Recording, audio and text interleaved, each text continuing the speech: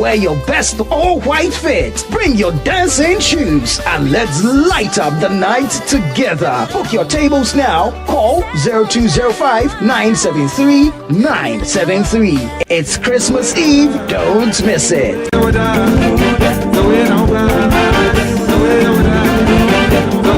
Situation All White Party 2025 is powered by Channel 1 TV and 97.3 City FM, and it's proudly sponsored by EcoBank, Bethel Logistics, and Hallmark Cafe. Mini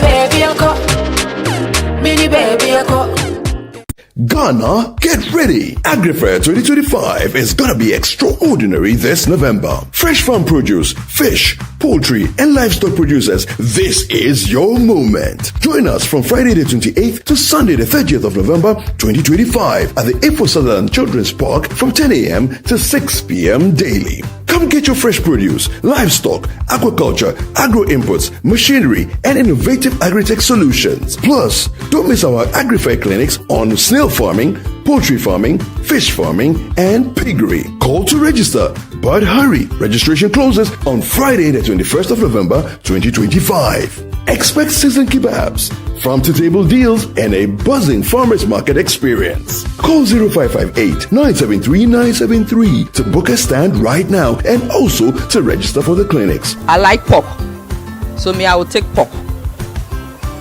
The protein ratio is 11.5. AgriFair 2025, where culture meets innovation. I must commend City FM and Channel 1 TV for putting this together. My only wish is that it's done, twice a month, 3 times a month. I will say the fair has taken us beyond what we even imagined. Really? It has exposed us to the people of Accra.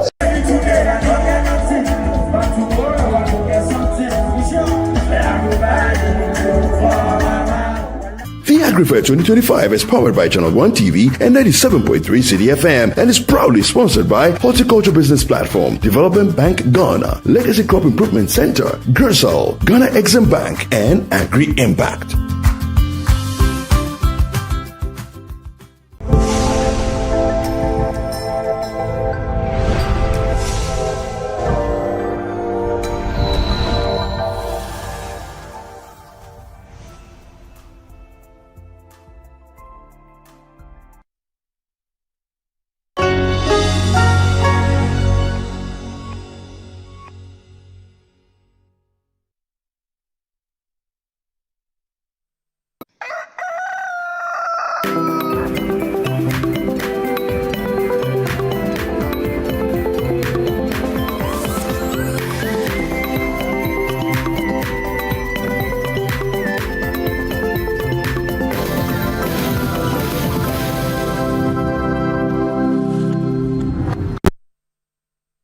Good morning and welcome to your favorite Sunday morning TV show. We call this Sunday Breakfast right here on Channel 1 TV. My name is Jude Duncan. On this show, we come your way with, a very exciting conversation right from our news review segment up all the way to our sports segments. In between, we'll be bringing you health conversations. We'll be bringing you conversations around community development. And of course, we'll be telling you about some of the big activities expected in the month of November and December, powered by Channel 1 TV and City FM. Again, my name is Jude Duncan. You can find me on social media with the handle at Mensa Duncan on all social media platforms. Send me a message, use the hashtag Sunday Breakfast. I'll be glad to interact with you online and share your thoughts with the rest of the world. On that note, I'll just want to tell you about something that's happening just about a week from today, and this is the AgriFair 2.0. The AgriFair is basically Ghana's biggest exhibition and sale of fresh farm produce. Now, what happens here is that we have so much on display for you, our lovely viewers and all patrons, to come in there at the Ifo Sutherland Children's Park to come and do your Christmas shopping. The very first edition of this fair was held in June. It was breathtaking. It was absolutely remarkable. The level of patronage, the fun, the expectations that were met, and based on that big call, we've had to do another one, and it's happening in November, exactly a week from today, 28th, 29th, and 30th. Fresh farm produce, agri inputs, everything you would need to know about the agri sector will be there, but with the main focus on farm produce. You are bringing it right from the farm gate and bringing it to you, our lovely viewers out there. Also important for you to know is that during this fair, there will be specialized clinics. So if you are interested in venturing into piggery, fishery, everything, livestock, this is the fair for you. So we want to also use this opportunity to say a big thank you to our sponsors for jumping on board this vision and helping in making it a reality. And I'm referring to the Development Bank Ghana, Legacy Crop, Gesal, Ghana Exim Bank. They were with us during the first edition, and they've stuck with us all through. Of course, IDH, Horticulture Business Platform. Shout outs to all of you for making this work. We are so grateful for the support. We are grateful for the partnership, and we are confident that together we can not only bring smiles on the faces of Christmas shoppers this December, but also significantly help improve the state of our economy. The idea, the brain behind this is that we empower the local farmer, right, to a point where the structure of our economy is significantly changed, such that we don't have to keep relying on importing very basic food staples like rice, right? So we do this to also empower, right, the capacity of our local farmers. And when you patronize them, that is how you keep them going, right? Because my boss Samens has something he says all the time, that when you buy foreign rice, you are creating a job in that country of origin, right? So for example, you buy rice from Thailand, from Vietnam, you are creating a job for somebody in Vietnam. Whereas we have people who are doing incredibly well here in the same space producing rice, and guess what? It even tastes better, right? So let's patronize our own, let's support our own, and I'm sure as a country we'll be better off for it. Moving on from the Agri Fair 2.0, which is happening, like I said, next week, is something that's happening in December. Basically, the biggest all-white party in the capital and beyond. Yes, and I'm referring to the Situation All-White Party that is happening at the Good Park here in Accra. If you're unsure where the Good Park is located near Accra Mall off the Spintex Road. It's going to be exciting as always. I don't have the right words to describe how exciting and how fun-filled this event is, from food, music, everything you need to climax what has been an interesting year. You can find it right at the Situation All-White Party. We like to theme it the official Christmas Eve party, because after this, then you can, decide to spend time with your family and do all of the other, Christmas rounds. But this, to a large extent, climaxes the fun. So you don't want to miss out on it. It's happening again at the Good Park. What is a party without an incredible lineup? So we have built for you on the 24th of December 2025. Kofi Kinata also built to perform that day as Akwabwa. Many love him for his love songs, and his play of words. Akwabwa can get you to fall in love any day, and any time. So he's going to be on the bill as well. Also billed to perform is arguably the hottest music band in Ghana right now, and I'm referring to the Chin Chin Band. What an incredible set of young men doing amazing stuff with a microphone and with musical instruments. So they're going to be there. They are going to be in their mood. It's just going to be incredible. And of course, Perez Music, who I believe will set up the stage for us. He does it so well. Everything he touches is just absolutely gold. And of course, we are going to rave. It's an all-white party, but it's also a rave. Why am I saying so? Because the rave master, Nana Tufo Boateng, who by day is a news editor and by night is just completely something else. He's going to be there with DJ Mingo on the sets, doing a few things here and there. So, guys, we've got you covered. Channel 1, City FM. Charlie, we are serious. We want you to shop and get the family sorted for Christmas. in terms of your food, your nutrition. Then when you are done and you are satisfied and you are happy and you are at your house, they will climax everything as situation. So it's like a master stroke. If you are watching and you are interested in any of these two programs I've advertised to you, please do well to call the WhatsApp, the numbers on the screens, right? So please call, especially for situation. You need to call to book your ticket. It makes the experience easier and better for you. You know, you don't have to come in at the gate and now try to hustle your way through. You know, sometimes it takes away from the feel. You know, so call to book a table. You can come together as a year group. You can come together as friends, family, you know, old school mates, work colleagues. Just, Charlie, come together and let's do this, right? It promises to be fun. And I bet you there'll be no better or bigger experience anywhere else. That is on period, as the Gen Zs will say. Anyway, guys, it's now time for us to delve into the big news stories of the week. Quite an incredible week.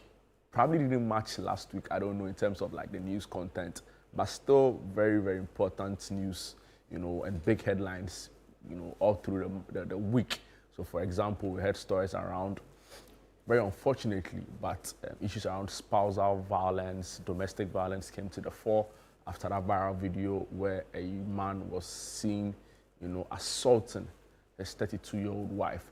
Also in the week, we saw issues around Ghana's corruption fight. The OSP, you know, set to charge, you know, or charging, let me say, you know, some persons involved in the SML scandal. Now, SML is the Strategic Mobilization Limited, and the revenue assurance scandal the OSP has been on for some time now.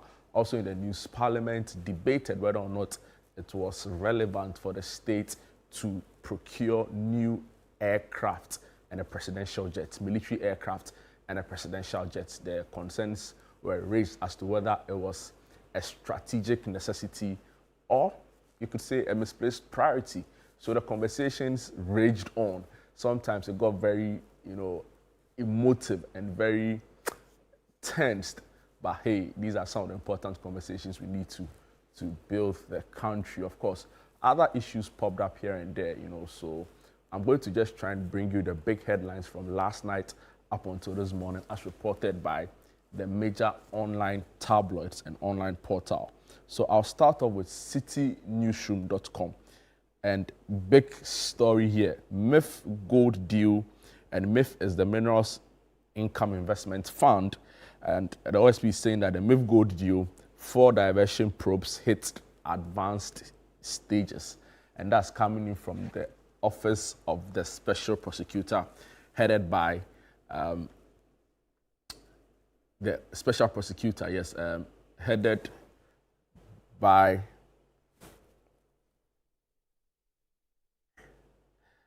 headed by Kisej Abin, I beg your pardon.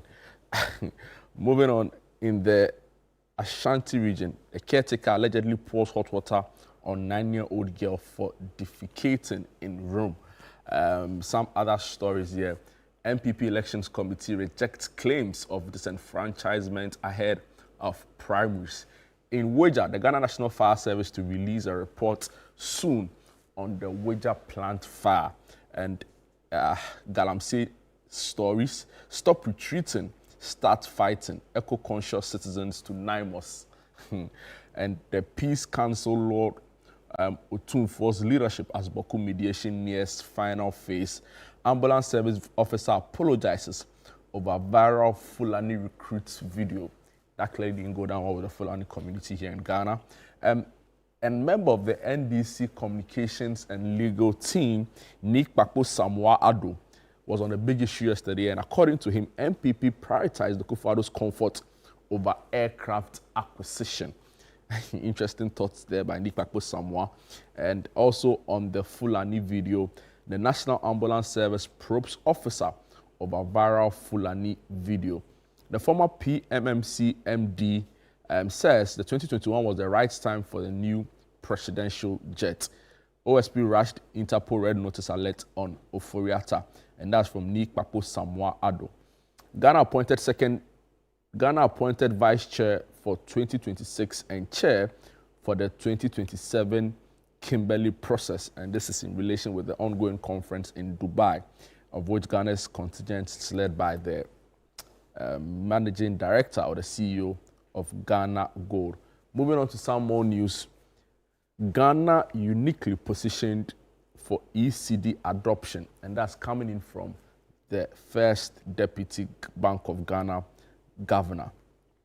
I'll move on to some other online portals, and Channel One News is also reporting that a 9-year-old girl allegedly assaulted by caretaker for defecating in room. Also here, don't rush public statements on investigations. That's coming from Ni Papo Samoa Ado. Executive jets are necessity, not luxury. That's coming from a security consultant, Richard Kumado, who was also on the big issue yesterday with Selom Adonu. Moving on to some other stories here. Blue water guards destroy Changfang machines on river and Cobra. Also here, police intensify highway patrols ahead of Christmas festivities. Ghanaian students abroad stranded as government stipends delay for months. Ghanaian students stranded as government stipends delay for months. Moving on to some more stories, the channel1news.com, channel1online.com is reporting that Opoku Agyeman, that's the vice president, leads Ghana's delegation to the 7th AU summit in Angola. And also hear from the vice president, intensify local cocoa processing to boost revenue. That's from Professor Nana Jane Opoku Agyeman, who, by the way, her name came under intense scrutiny. Some people said, her name was, as we've heard her mentioned over and over again at the inauguration, Nana Jane Opoku Agyeman. Others said no. I think it was the president that, during an event at the Jubilee House, said that the official arrangement of the vice president's name was Professor Jane Nana Opoku Agyeman, not the other way around, as in Nana Jane. And it's generated a whole kind of interesting thoughts on social media, because other people were like, we've heard her repeatedly refer to herself as Professor Nana Jane Opoku Agyeman. But I think clarity has been brought to the matter, and the matter has been laid to rest. Bernard Ableh on Wednesday interviewed Lord Paul Boateng. Now, Lord Paul Boateng is a member of the UK House of Commons. He was in Ghana as part of the ASET board meeting, of which he's a board member. Of course, he was also present at the Kempinski, budget review conference. And when Bernard sat down for some interview with him in the aftermath of all what he's been in town for, some interesting revelations were made. So it's reported on channel1news.com that youth-led agri-entrepreneurship key to Africa's future. And that's from Paul Lord Boateng. Also here, Africa's tax system must be transparent, effective. And that's also coming in from Paul Lord Boateng. Let me move on to the Ghana News Agency. Some big headline stories here. SML case. Ofori Atta others for court on November 24. And Mahama announces enhanced conditions of service for envoys. Moving on, court extends hearing of Lumbe's case to November 25. Mahama charges envoys to promote Ghana's image as a beacon of peace. In the Shai Osudoku district, hospital launches antimicrobial resistance awareness. And in some other related news here, Attorney General will defend 400 civil suits on the 2026 budget. Parliament adopts report for the review of Petroleum Revenue Management Act. Also here from Parliament, Parliament approves 10.46 million tax waiver for Tata Consultancy Services. Ghana National Fire Service, SIC Life Insurance signed MOU to secure life of firefighters. And some other stories. Trademark Africa advocates harmonized standards to boost regional trade. Let me move on quickly to the newscenter.com. The News Center is also reporting that Nana Addo should be questioned over looting by Ofori Atta, and that's coming in from a former NPP flag bearer aspirant, Dr. Acta Kennedy, now based in the US, practicing medicine. Also here, police destroy 4.2 billion Ghana cedi worth of cannabis. Mohammed's Gold Board has legalized Galamsey, and that's coming in from a former GIMPA rector, Professor Stephen Adai, and also a former board chair for the GRA. Professor Stephen Adai. BOG leads banknote care campaign at Makola Market. We brought you the story yesterday where the Bank of Ghana governor himself and his deputies were seen, and other staff were seen touring some selected markets in Accra, engaging markets and drivers and other commuters on how to properly handle the city. Some political news. Proxy voting ban endangers MPP presidential primaries. And that's from the MPP USA chair. Minority accuses government of blocking anti-LGBTQ bill. Some other stories say University of Ghana probes Jampo Donfe clash on TV3. In Kokrobite, a 54-year-old man arrested for murder of his daughter. And these are the big stories on the newscenter.com. Let me take you to the foreign front. The BBC is reporting that US insists it's altered Ukraine peace plan after claims of Russian wish list. The story comes with a photograph of Ukraine President Volodymyr Zelensky.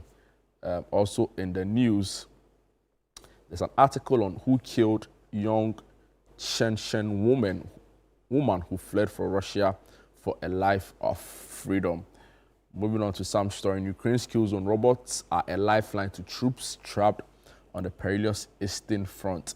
And in some sporting related news, if you're a Liverpool fan, it's clearly not good times at all, because Liverpool in full-blown crisis and Slot under severe pressure following that really humiliating defeat against Nottingham Forest at Anfield. Clearly embarrassing for Liverpool, who are in this league or playing in this current league as defending champions. They've lost about 6 games out of a possible 7. Clearly, no good times for the club. So we'll bring you some headlines now, and I'll go back to citynewsroom.com. And rather unfortunately, yesterday we brought you the story of a 54-year-old man who assaulted his daughter up onto the point of death over an issue where the daughter, according to him, ate food that was supposed to have been for another sibling. And, it's very, very worrying. We've said repeatedly that considering everything that is happening, not even here in Ghana, but on the continent, we hear of South Africa and the issues around the rise in femicide and domestic violence and gender-based violence, right?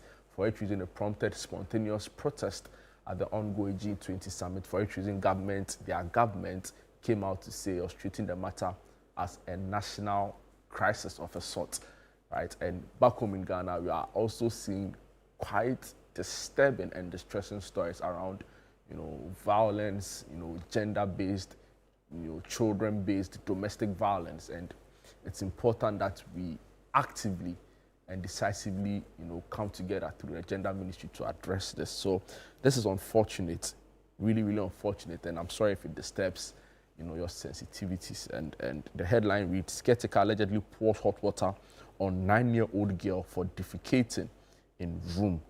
A 9-year-old girl has sustained serious burns after a caretaker allegedly poured hot water on her and cut her hand with a knife. The suspect, a sex worker, is allegedly the victim's elder sister. Tenant says she has been abusing the child who was brought from Nigeria to live with her at Tudiase in the Kumasi metropolis of the Ashanti region. The suspect's Beauty Inakwe allegedly attacked the victim with wisdom, beat her and injured her hand because she defecated in the room. According to the resident, the suspects usually lock the victim and her own child inside the room every night while she goes to work, returning the next morning. The room has no toilet, forcing the children to rely on a public facility in the community. When the victim is unable to reach it in time, she reportedly defecates into a plastic bag, a practice the suspect reportedly disapproves of, responding with severe beatings. Saturday's incident drew the attention of tenants and neighbors, who rescued the girl and took her to the Mencia Hospital. Health workers at the facility told City News they found several old bruises on the girl, indicating long-term abuse. Although she had been discharged, The victim says she is still in great pain and described how her sister has been abusing her. Police at the Kenyasi District Command arrested the suspect, but later granted her bail on Saturday, November 22nd, 2025. Police sources say she was granted bail to allow her to seek medical care after she was allegedly beaten by some residents before being handed over to the police. The victim is now staying with some community members who are helping her recover.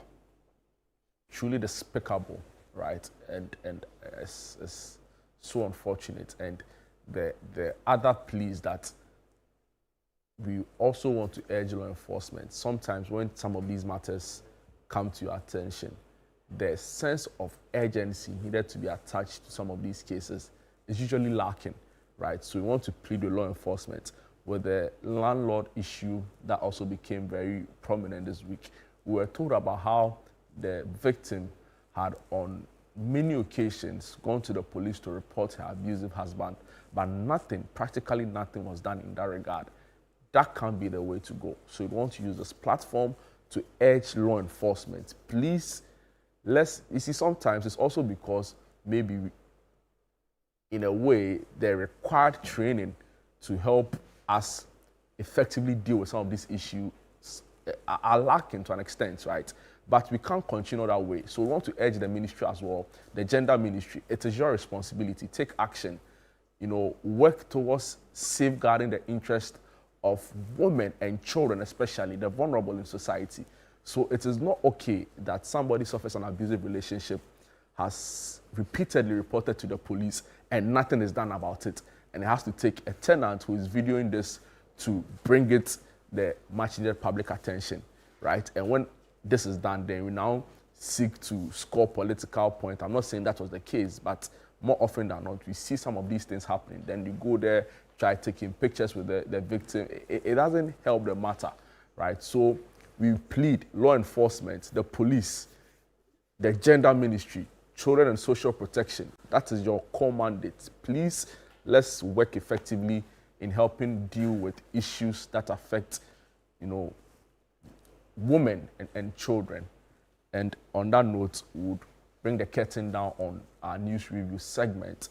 And it's still Sunday breakfast right here on Channel 1 TV. Myself, Jude Duncan. There's a lot more for you right here on the show, but I'll take a quick break.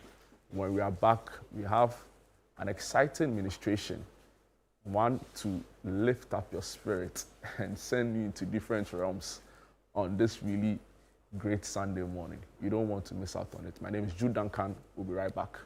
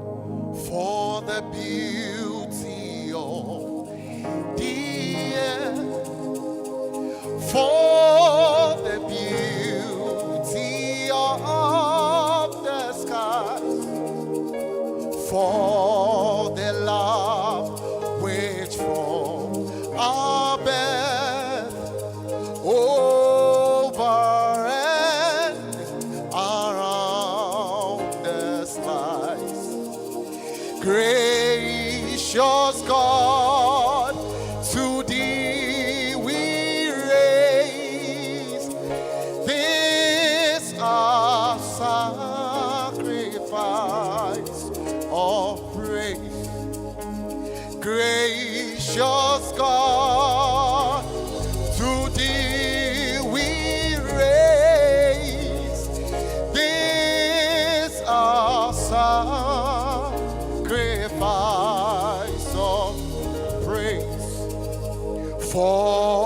beauty of the air, for the beauty of the skies, for the love which from our birth over and around us lies.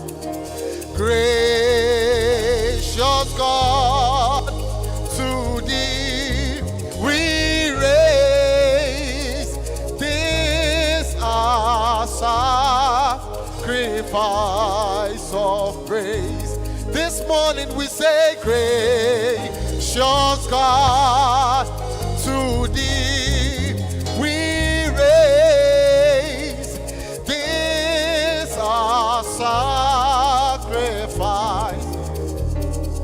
How sweet the name of Jesus sounds in every believer's ear. It soothes his sorrows, heals his wounds, and drives away his fears. It makes the wounded spirit whole and calms the troubled breast. Now to the hungry soul and to the weary. Oh, Jesus, my shepherd, brother, friend, my prophet, priest and king. Holy hope, my Lord, my life, my way, my end. Accept the praise I bring. For Jesus, my shepherd, brother, friend, my prophet, priest and king. My Lord, my life, my way, my end, accept the praise. O thou who camest from above,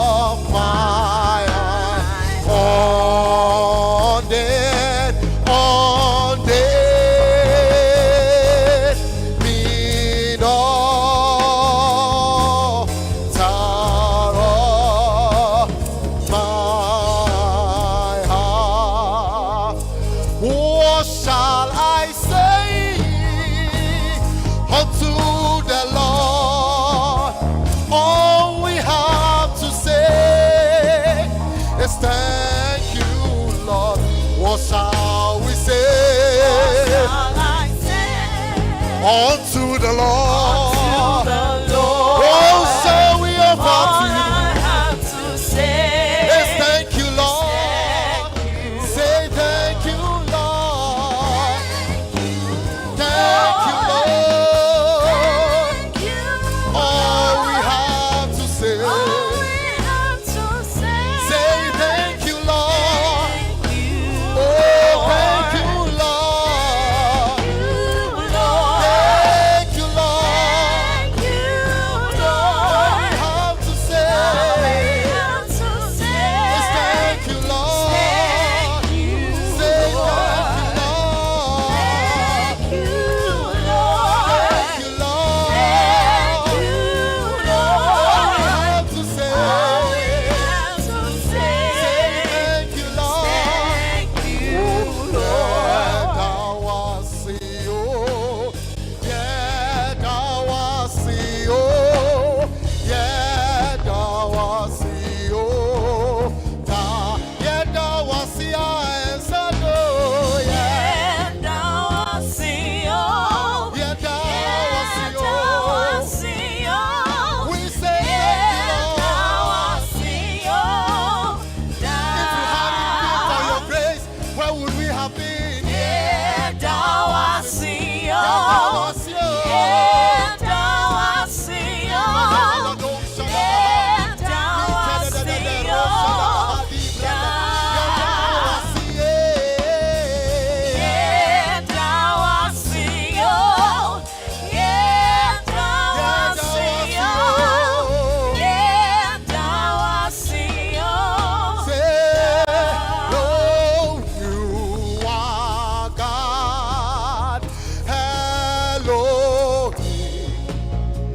Ancients of days, reign, reign. There is none like you, Lord. Ancients of days, reign. You are God, Elohim, yeah. Ancients of days, reign, reign. There is none like our God. Ancients of days, you are God, Elohim. Ancients of days, reign, reign. There is none like you, Lord, like our God. Ancients of days,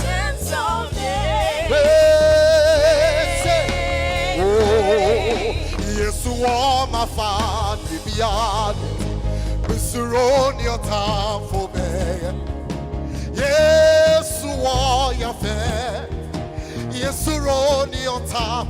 Yes, you are your father. Yes, you are your father, beyond. Yes, you are your time. Yes, you are. Yes, you are. Yes, you are your father. Yes, you are your father. Yes, you are your time. Yes, you are your time for me. Yes, you are. Say, Odime nim semburuku. Odime chise jafedu. Yes, you are your fair. Yes, you are your time for me. Odime nim semburuku. Odime chise jafedu. Yes, you are your fair. Yes, you are your Obubobo. Obubobo Senjatombia. Sina Yesu di kaneni. Obubobo Senjate. Sina Yesu di kaneni. Obubobo. Obubobo Senjatombia. Sina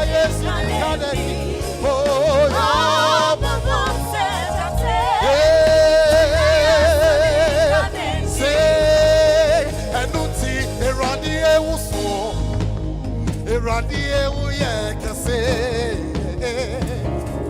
Eradi uso. Udini unyame ni narasel. Unyame uso.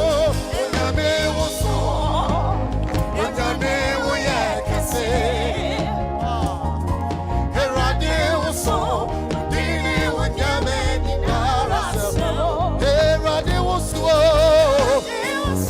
Eradi uye kase. Eradi uso.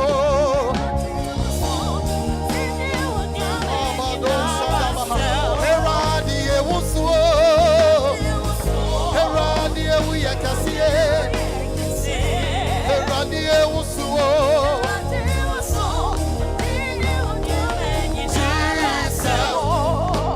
Udinu ye kase. Ukwane fyapi mye utakro. Etimi udina memao. Say Jesus, Jesus. Udinu ye kase. Ukwane fyapi. Oh, minimi udina memao. Say onyami bekra, not to say. Oh, onyami bekra.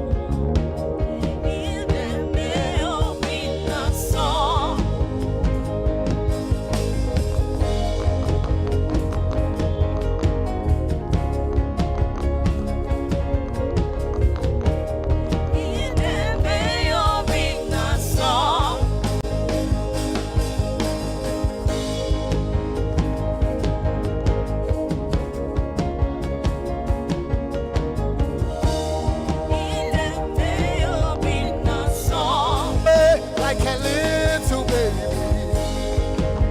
You watch over me, oh. You know they carry me, they play, oh. In the middle of the song.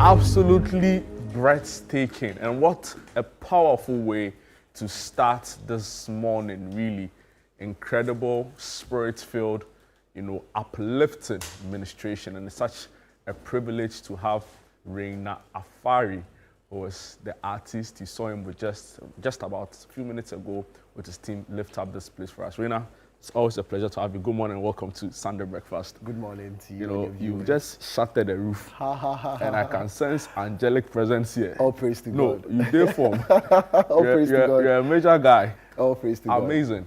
All praise to God. How has it been for you? How's the experience over the years? Because you've been in this for quite some time.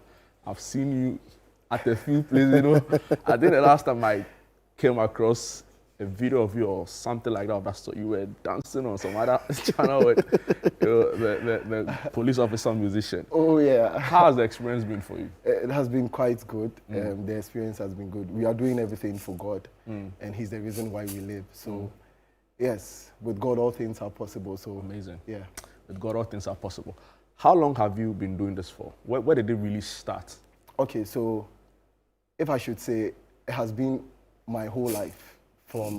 Right from birth. My mom is actually part of the singing band at church. Okay, what church? Ebenezer Methodist Church. Okay.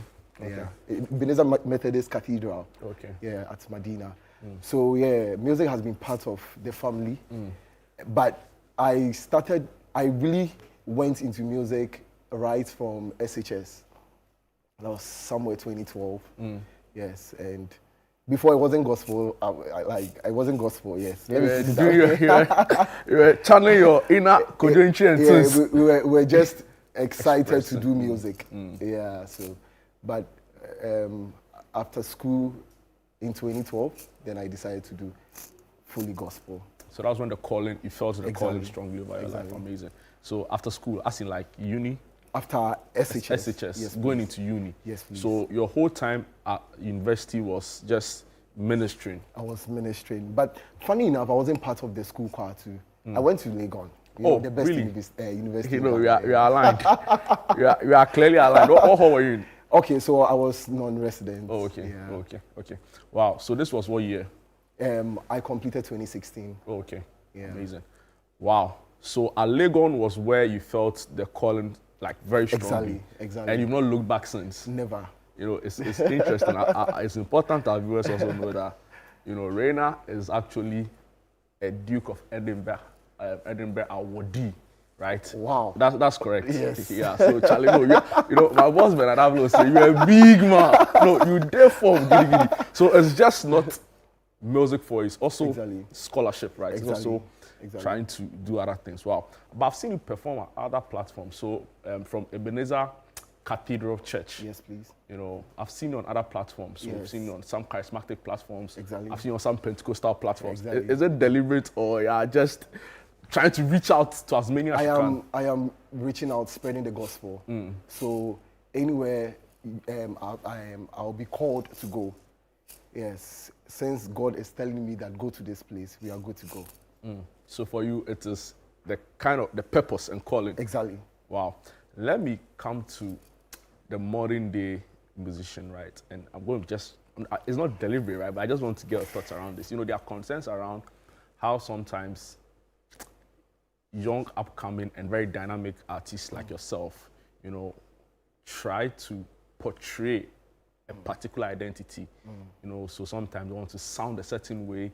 Sometimes even the kind of title they have for their music is not even like in our local language. Yeah. You know, so it's more like now they want to reach out. Exactly. You know, so it's like you're torn between ministry and also like marketing. Exactly. What's your take around all of those new trends in quotes we see? Oh, you see, it is the whole idea of this is to spread the gospel.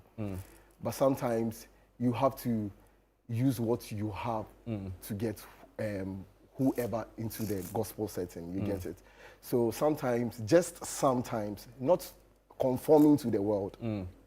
Yes, you are not supposed to conform to the world, but make sure that whatever you are doing falls in alignment with the scripture. Yeah. So if you think that, oh, okay, I am supposed to do this to get whoever to come and worship, and that is what God is saying in the scripture, then you are good to go. So that we're hearing the voice of God. Exactly. No, you did from. Wow. Reina 5. You know, listening to you this morning as well, right? I'm struggling to properly place you because you open the administration by just, you know, singing hymns. Yeah. Then another time you take us to some level. You know, then you bring us back to is it Esther Smith? Yes. Then you take us to another place. Exactly. You know, so like there's a lot going on. I'm from the 90s. Yeah, from the 90s. That's incredible. So what, will you describe yourself as a worship leader, as a praise leader, as a minister? I just want to get... I am part of all. No, everything goes. Everything goes. Just say, Since it's preaching God, since it's proclaiming the word of God to the masses, I am in. you preach the gospel as well. I don't preach, but I preach through music. Interesting. Wow. Reina Afari. You know, interesting. We also know that there's a big event coming up. Exactly. You want to share with us the details? All right. So I am having my first ever praise program. Oh, this is your maiden? My maiden one. Wow. First ever. It doesn't feel like it. You know, listening to you sing today, like you've done play. I've already done the demonstration here. Congratulations. Amen. So where is this happening and what's the name of this program? So it's dubbed Ebenezer Praise. Ebenezer Praise. Yes. You know, Ebenezer is a word I rate. You know, how do the Gen Z even say it? Like I can relate to it so much. I think it's First Samuel chapter 7 verse 12. Yeah, when you go to Mizpah, yeah, they say Ebenezer. This is how far the Lord has brought us. Exactly. No, Charlie, you did form. You know, you did form. Wow, amazing. So Ebenezer Praise. Yes. Is it happening at the Ebenezer Cathedral on the 7th of December. So that's your home church? Yes, my home church. That's where everything began? Exactly. Wow. Exactly. And what's the feedback like? Oh, it has been good. People are responding good to it, and they are promising to come. In fact, the whole idea is not to promote myself or whatever, but it is just to praise God. You know, something happened in 2021. Okay. I went to work in Obuasi, yeah, and something happened, and I want to share that testimony there. Please do. Yeah. So. You want to share? No, you should. No, I'm not sharing it yet. I am keeping you in suspense. You want to? Yes. So our viewers should make their way to of course. The Ebenezer Cathedral. It is one big testimony. Yeah, that will inspire people. Exactly. I can't wait. Yeah, you've already, piqued my interest. So you might never know. I'll probably be at the front row. But Reina, it's such a blessing having you this morning. We are grateful for answering the call. Some people, they hear the call, but they go and do they go and do their own thing. But it takes a lot of obedience, to answer the call, especially at a time when everybody's just, So we are grateful for your life. We are grateful for your time this morning. I don't know if you have any other words you want to share. People have been helpful. I still have an incredible team, and I think we should just give them a round of applause. So, Charlie, the drama, it's the team. They've been with me all time. I want to appreciate them. I want to say thank you to them. They've really been of help, support, and everything. So it's the same core team I'm going to see at the Ebenezer Praise. The subsection of the team. Amazing. Are there other people who have helped you in any way? Oh yes, ACP Kofi Sapon, Dinah Hammond. Brother Bafo Nketia Sapon and Benjamin Okai. They really helped me with the music thing, yes. And one Benjamin Ajay too. He's at my church. He's actually my MD at church. Oh, okay, nice. Wow. Are you open for any sponsorship? Maybe somebody's watching, they feel like this is a ministry I want to jump on. Oh, you're okay? Oh, no, I'm not okay. Anyone who wants to support the ministry, it's open. You can take my number 0244 071699 0244 071699. Yeah. We are welcoming all sponsorships. Yes. Interesting. You're on social media, I want to believe. Exactly. Across all platforms. Across all platforms. I'm on Facebook, IG, Facebook, IG, and TikTok. You don't like Twitter? No, I don't like Twitter. Bro, Twitter is, people. I know, it's okay. Anyway, thank you so much, Reina Afari, who was a worship leader praising that. I want to just put you on the spot briefly. Who is that dream collaboration you've been just hoping that it works out for you? Maybe 2 or 3. Joe Metal. Joe Metal. 1. Really? Yes. Wow. Obapa Christie. Wow. ACP Kofi Sapon. Oh, you've not collaborated with him already? No. But you're hoping for it? Yes. Interesting. I'm sure he's watching right now. Anyway, thank you so much for your time. And I want to say thank you to my mom, my dad, my brother. My brother has been like a pillar. Desmond Afari Dalkon, wherever you are, God bless you. I want to say thank you to my church, Ebenezer Methodist Cathedral. They've really, really been of help, supporting me.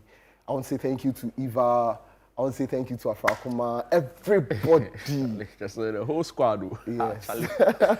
Thank you so much, Reina. That's all time will allow us for an exciting conversation. Before that, he just lifted the mood, right? It was an incredible ministration. The Ebenezer Praise event, or it's a show. Ebenezer Praise Gospel Concert is happening on the 7th of December at the Ebenezer Cathedral in Medina, yeah. Guys, you don't want to miss out on it. His contact is out. If you missed it, you can go back to the show and get it and reach out. They're available, or they're also seeking help. If you want to support this, if you believe in this dream, they'll be glad to help, to have you come on board to share in the vision. We'll take a quick break when we are back. There's a lot more right here on Sunday Breakfast. You don't want to miss out. Don't go away.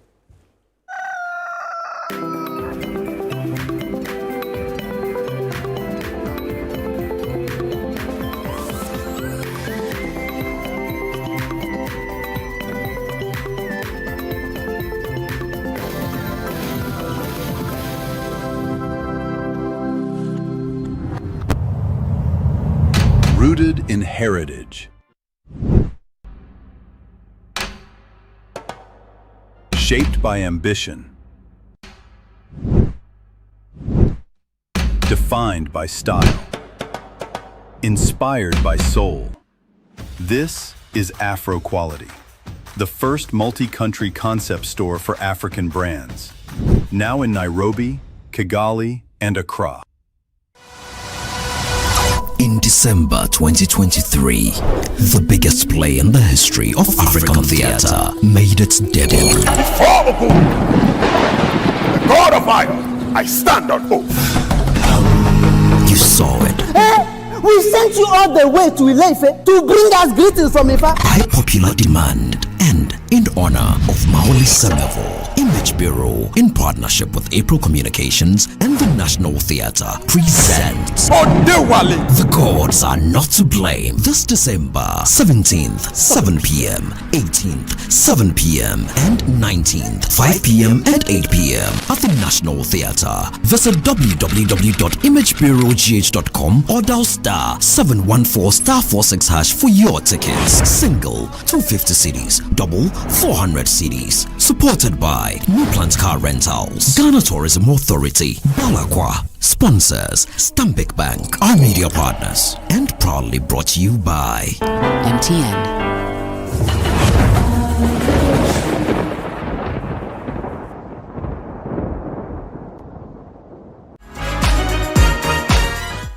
This week on the Upside Down Show, Frima Edunyame sits with a brain box who opens up about his childhood dreams, reflects on the performance of his government, and shares more intriguing insights. Sofo Tanko Rashid Computer. As a child growing up, what did you want to become in future? I wanted to join the military. Really? I wanted to be a soldier man. We were going to the election with two opponents. The first opponent were the EC, and the second opponent, MPP. After MPP, they are not good at elections. He also recounts his final moments with the late Dr. Omane Boama. The day you heard of the unfortunate incident, where were you? In the morning, we had meeting with him. You had spoken with him? Yes, in a meeting. And reveals the story behind how he became doctorless. Now let's also look at your issue with GTEC. The issue was about accreditation. Don't talk to NPP people. If you talk to NPP people, they are bitter because they lost. Also featuring is Albert Arden with some thought-provoking poetry. I'll tell you, life is unexplainable, challenging, but lesson infused. Make a date with us this Sunday at 7 p.m. only on Channel 1 TV on the Upside Down Show. In a world filled with challenges, we all need guidance, hope, and a lifeline to anchor us. This is Lifeline, and I'm your host, Fred Crunchy Mensah. From social issues, relationship challenges, and family matters, Lifeline is here to inspire, uplift, and guide you on your journey. Where we give you support, where we hold your hand through the valley and through the thick and thins of life. Join Bishop Fred Crunchy Mensah. I welcome you especially to Lifeline. Every Tuesday and Thursday at 10 p.m. right here on Channel 1 TV. Let's walk this path together, strengthen our faith, our families, and our lives. Lifeline, because every soul deserves a guiding light. Tune in to Lifeline on Channel 1 TV and let's grow together.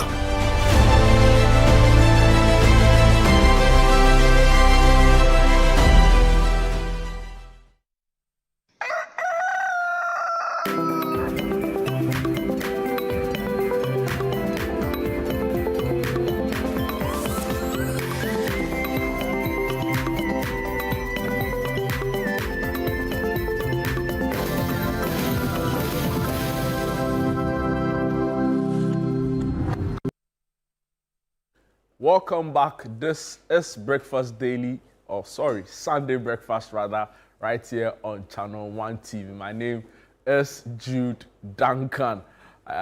Ideally, Eno will be here with me, but she has to attend some other things. But she'll be back, guys, don't worry. So it's still Sunday Breakfast with myself and Eno Safo, who is joining me in spirit. But of course, the number on your screen, that is how you can be a part of the show. If you also want to use the social media route, that is totally fine. Use the hashtag Sunday Breakfast on all social media platforms. Personally, tag me, hit me up with my handle on X, formerly Twitter, at Mensa Duncan, and I'll be glad to read all of your messages across for you. Just gone by, you had an exciting conversation with Reina Afari, who later next month will be having his maiden praise and worship event at the Ebenezer Cathedral Methodist Church. So guys, it's in Medina. If you're excited about what you saw today, please do support him, join him there, and let's have a good time. But it's now time for our conversation on health and related matters. And it's always a pleasure to have joining us Dr. Annie Gazy, who does many things, right, within the space I'll share with you pretty shortly. today she's going to help us on a conversation on issues around masculinity, how to, you know, the not necessarily the safeguards, but the challenges, how to also overcome the stereotypes, a very, very big part of it, because sometimes, you know, people go through certain ordeal and they are forced to not show emotion, they are forced to not show expression, and they inhibit all that they go through, the emotions, and it becomes a much more complicated situation. So Dr. Anigezi, who is trained in that space, is going to help us, you know, sort out the issues and give us the best possible way to address all of these concerns. Dr. Agezi, good morning and welcome to Sunday Breakfast. Good morning, Jude. It's always an honor to be here, and happy Sunday. Happy Sunday to you as well. Yeah, we are blessed today. Absolutely, except that for some people, rather, it's been a depressing week. So early on this week, we had a story around spousal abuse that really got the whole country talking. A landlord who, you know, stripped naked his tenant, his wife, and, you know, hurt her in very, very abusive ways. And it took a tenant to video this for it to go viral. This morning, I've been reading around how, in the news again, how an auntie of a 9-year-old girl has been, a sister of a 9-year-old girl has been abusing the niece, you know, in very horrific ways. Also in the news yesterday, we saw a story of how a man murdered the 9-year, I think the daughter, the age wasn't quite given, right? And of course, we know all that is happening, for example, in South Africa too, where protests have broken out as a result of femicide cases that's on the rise, gender-based violence, domestic violence. So it's been a very difficult week, and I'm sure you've been following the issues as well. I don't know what your brief thoughts are on this. Yes, I have actually, and it's really sad. We are in modern times, and I think for me, these are not good times or good news, but the good news about it is the fact that people are able to verbalize it. We have the social media and all that, so we're able to, because once upon a time, these things were hidden and people won't talk about it. People didn't understand it. I always say that social media is very powerful depending on how you use it. And these are creating awareness, and there are discussions going on, and people are expressing their disgust about some of these things or most of these things, that why should this happen to a child? Why should this happen to a woman? Why should this happen to a man? So we are living in a society where society influences us so much. And sometimes some of these movies or things we watch, things we hear also influence people, especially our young ones. Maybe they don't have any a role model or a way that life should be apart from what society is teaching them. And it's interesting that, you know, this month is male awareness or mental health awareness for men, or generally well-being for men.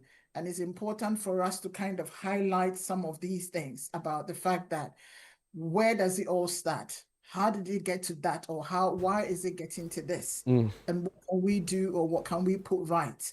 What is society missing? Or what is it, our leaders? Is it parenting? Is it our neighbor? Is it our community?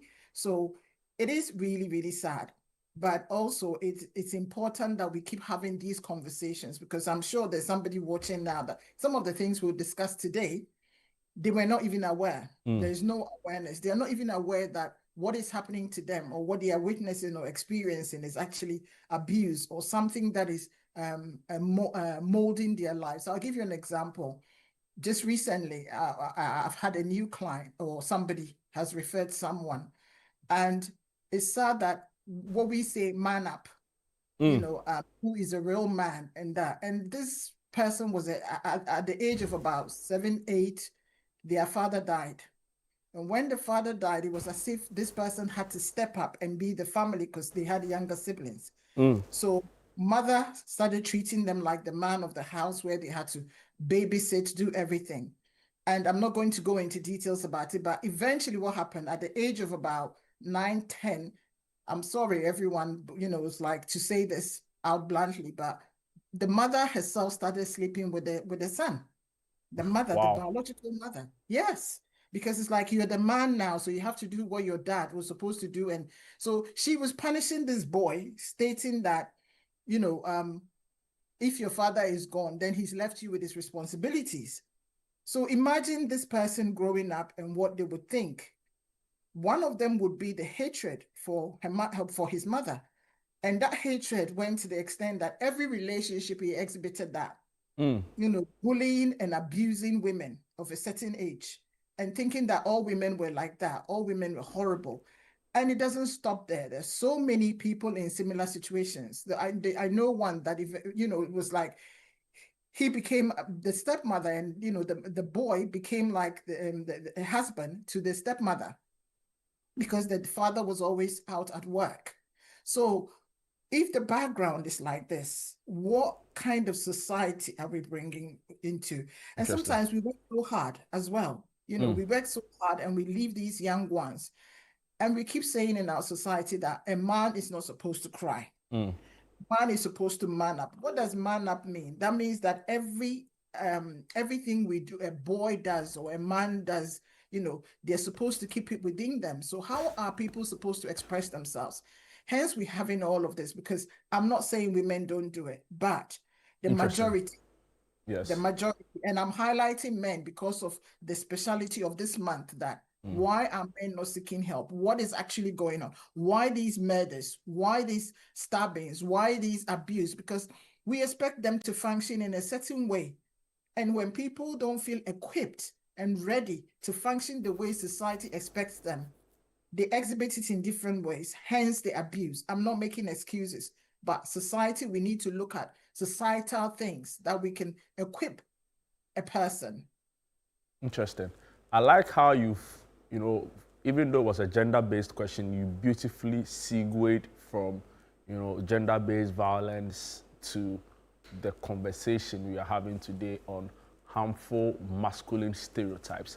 So I just want you to just continue on that tangent, share with us some of what you consider to be these masculine stereotypes that are harmful and often not spoken about. If you could just briefly run us through some of these things, how to identify them, and maybe even the societal causes of some of these. Yeah, I think right from, you know, a boy is born, or right from when, you know, someone is quite little, being the boy child, there are certain expectations already. Expectations, even if it's not from the immediate family, when they go to school, when they go out to play, when they, you know, they in their career, you know, it's like a boy, you're supposed to play with you know, a football.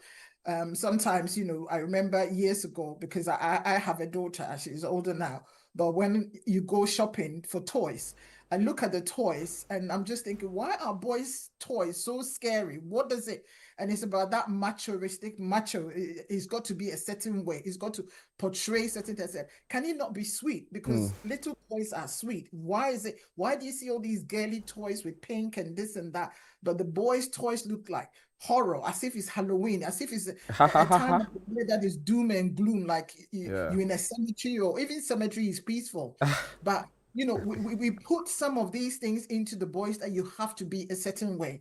And sometimes it's the unconscious thing. It's not like people deliberately do it, but it's the society's expectation. Oh, okay, so your grandmother died, so why are you crying? You're a boy. You're not supposed to cry. Or you're not supposed to show your emotions. Why? Oh, so this girl dumped you, so you know you're upset. You're supposed to be a boy. You're supposed to date more than one girl. You're supposed to tell her your peace of mind or slap her. So all these things are instilled. And like I said, maybe not even from the home, but especially in Ghana, you know, as soon as you hit high school, you actually, majority of us go into boarding.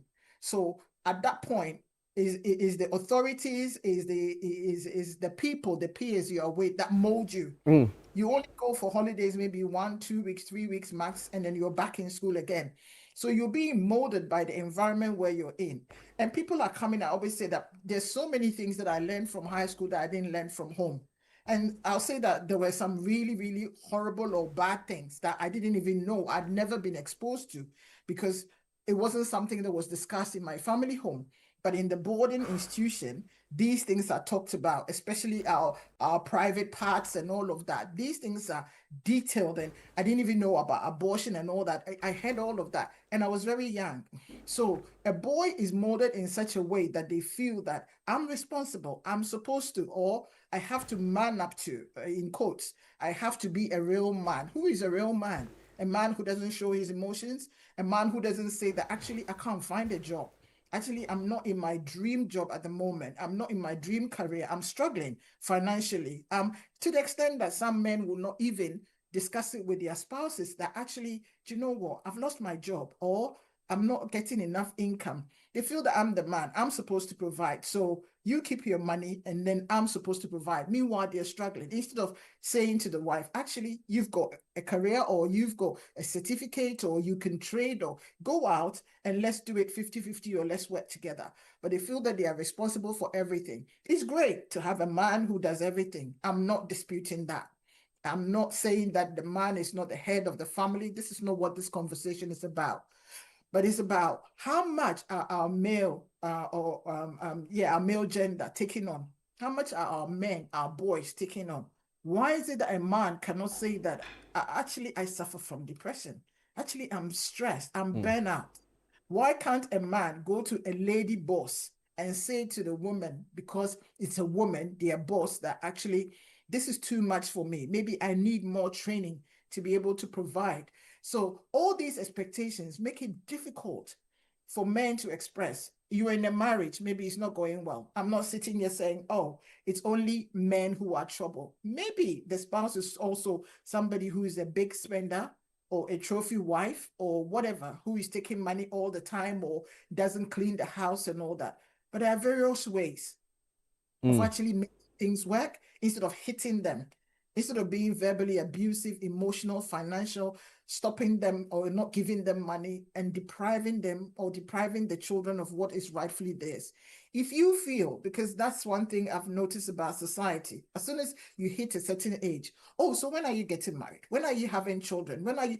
So pressure, people are forced into doing certain things like marriage. And I'll be blunt about it. There are a majority of our society who are married who really, truly, maybe should I say it wasn't time, or they were not ready. But society makes it that it's time for you to. So what are you waiting for? Well, you have to leave home. And because of that, they go into this institution that is so huge.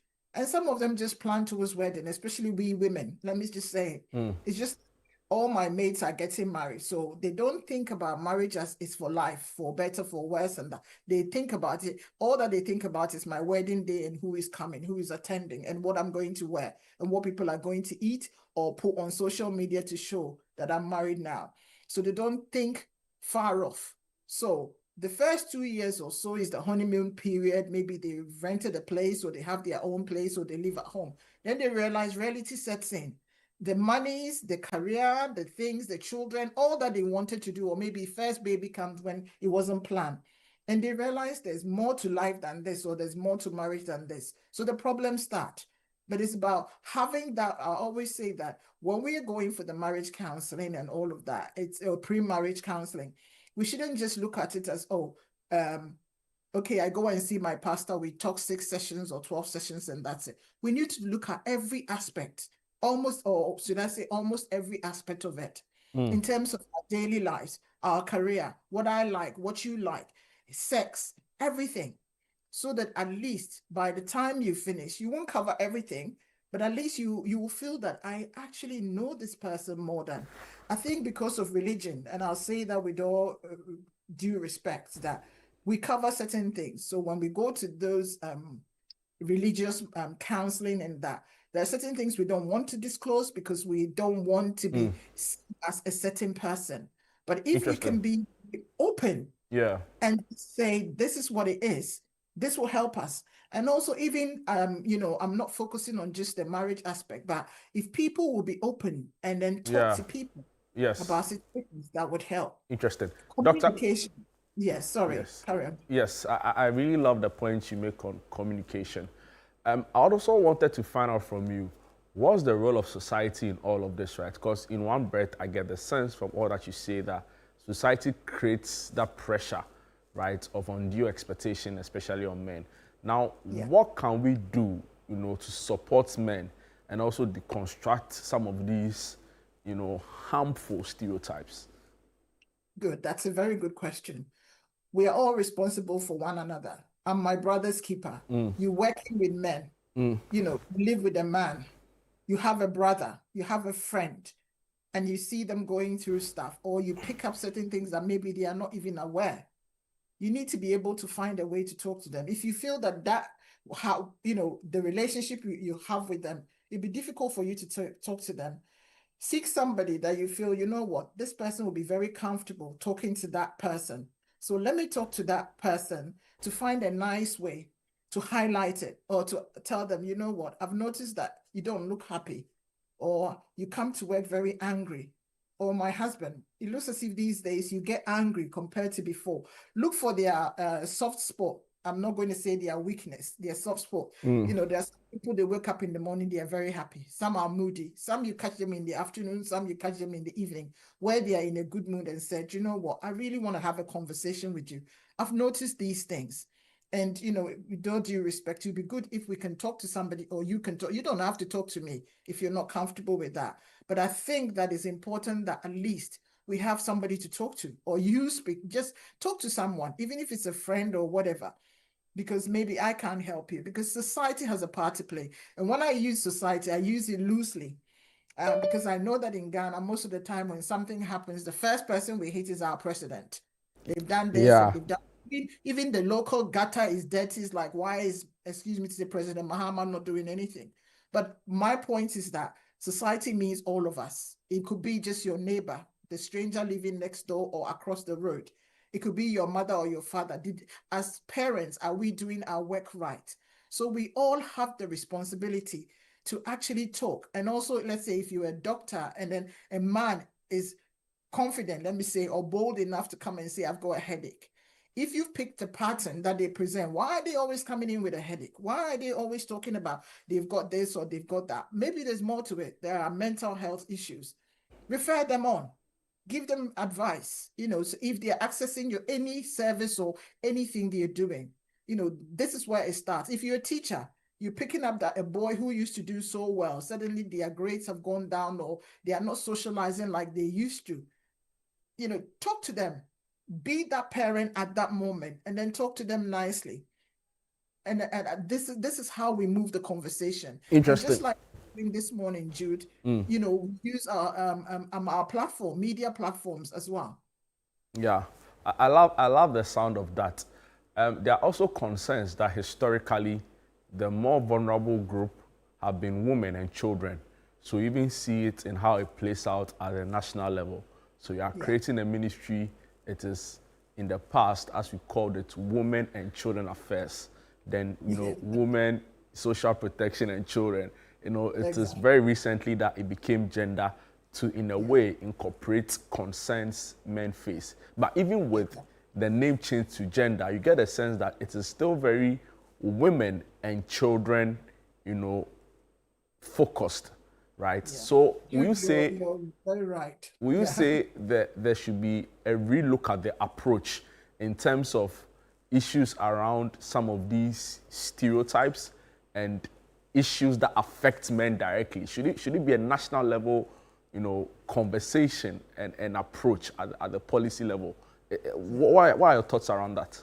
Yeah, I mean, you can put 1,000 policies. I believe in policies, but you can put thousands of policies in place. But it's about the implementation that, for me, is important. That's How true. many services do we have out there? So let's say, for instance, we've just reported somebody's abused someone. Some women will come, a man has abused a wife or the child or whatever, and then a woman will come out and say, actually, you know what? He's my husband. I don't want to take it further. I don't want to. That person should still be persecuted. And then part of the punishment or whatever you give them is rehabilitation. And when I talk about rehabilitation, I'm not talking about prison. It's about, is there a service where they can attend anger management? They can attend, how to deal with issues at home, how to be a better spouse, how to be like parenting skills. So we need to put more services for men, just like it's like most NGOs are around women empowerment, women this, women, like you rightly said. I mean, I'm not going to go into the fact that, you know, the ministry's name should change. You can change it to even Men Affairs and put a minister there. But the thing is, at the implementation level, what is actually going on? You know, in our institutions, do we have groups for boys where they can go and say how they feel? Or, you know, they're changing all the time. Their body is changing, their hormones are changing. Is there a place where they can talk freely without feeling that they are being stigmatized or they are being looked at as you're too weak? Even our jobs, I remember once upon a when I was growing up, how dare you say you're going to study nursing when you're a boy? There were jobs that were for like it wasn't specifically for, but society believed that women become teachers more. I'm talking about Ghana.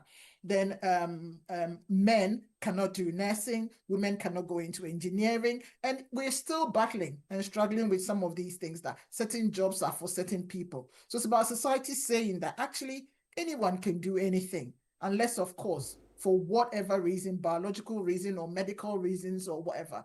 But we need to implement services, more services, open space for men, places, hubs where boys can also go and learn. Men can learn that actually being a boy doesn't mean that you can't cry because you've lost your mom or you've lost your grandma or something bad, you've lost your job. It's okay to feel vulnerable. And it's okay to say, I love you, without somebody seeing you as you are weak. Because these are some of the things. Dr. Annie, what will be your parting words for us, right? What would you want to leave with us men, especially with regards to the help or seeking help, you know, that we need when issues like this come up, before you take leave of us? Yeah.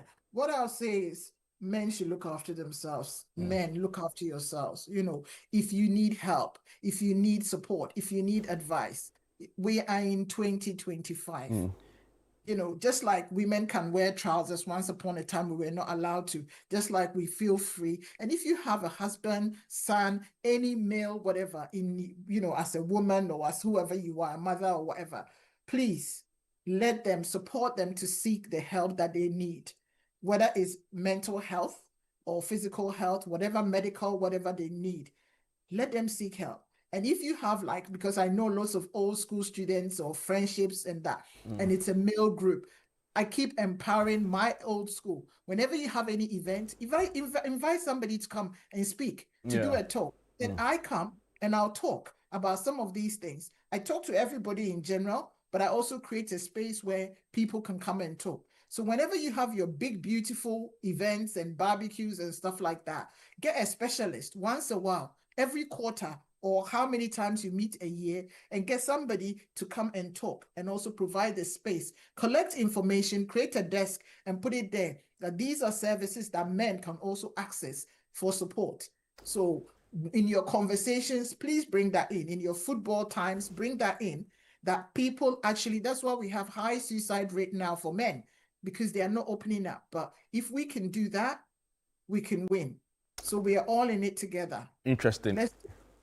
If we can do that, we can win, and we are all in it together. Very, very powerful parting words by Dr.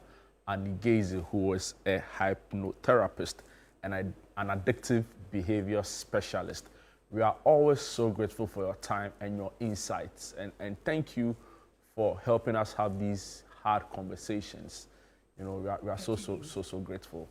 You heard there Dr. Annie Gaze helping us through a conversation on harmful masculine stereotypes and what you can do. A very important message she sends: seek help, reach out. Sometimes you can't carry the burden alone, right? So please, let's all take note of these. From our health conversation, we'll move to the Western region. There's quite a bit happening there. Our Western Regional Bureau Chief, Kwesi Eje Enim, has filed a report on the Chief of Staff's, benevolence of helping to support special needs students. Also, we bring you that inspiring story of a naval officer who swam a distance of 3.1 kilometers. Why we should embark on this? Her name is Precious Sarah. She'll be telling us more about this ambitious drive. She successfully completed it. She'll be telling us more on this. She'll join us on the show to share more about this really ambitious drive and what the aim really is behind this project. But I'll take you to the Western region, like I said, we bring you first a story on a report filed by our Western Regional Bureau Chief on the Chief of Defense Staff's new project of helping special needs kids in the area. The Ghana Navy, since its establishment, has been known for its excellent work of protecting Ghana's territorial waters from any threat coming from the Atlantic Ocean. But today, the Navy is working to change that narrative or expand that narrative by engaging in more societal relevant initiatives. And that is why we are here at the Western Naval Command here in Sekondi. 23-year-old able seaman class 2 Akuto Sarah Precious of the Naval Logistics Command in Takoradi is attempting a record 3.1 kilometer non-stop swim, an effort driven by her desire to contribute to a worthy cause. She explains why she has taken on this challenge. My CDSS hosts a DEBA with initiative of building a project for special kids with special needs. So I heard of it, and that thing encouraged me because I was having one senior lady at work who has a challenged child. Sometimes I feel he's not okay when she's at work.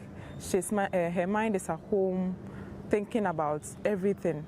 So I thought as much that I can do something to raise some funds to support my CDSS project so that my senior lady can benefit. So I promised myself, and I had a dream, to set a record in raising funds with swimming in a distance of 3.1 kilometers in Buzia Beach to the Abokwa Island, which is not a normal swimming, but a swimming with heavy waves, heavy currents, but I'll force as much as I can to get to the island and back to set a record, and also raising funds to support my CDS project. I asked her what motivates her to take on such a demanding task. What motivated me to embark on this journey is since I was born and when I was young, I used to love kids a lot.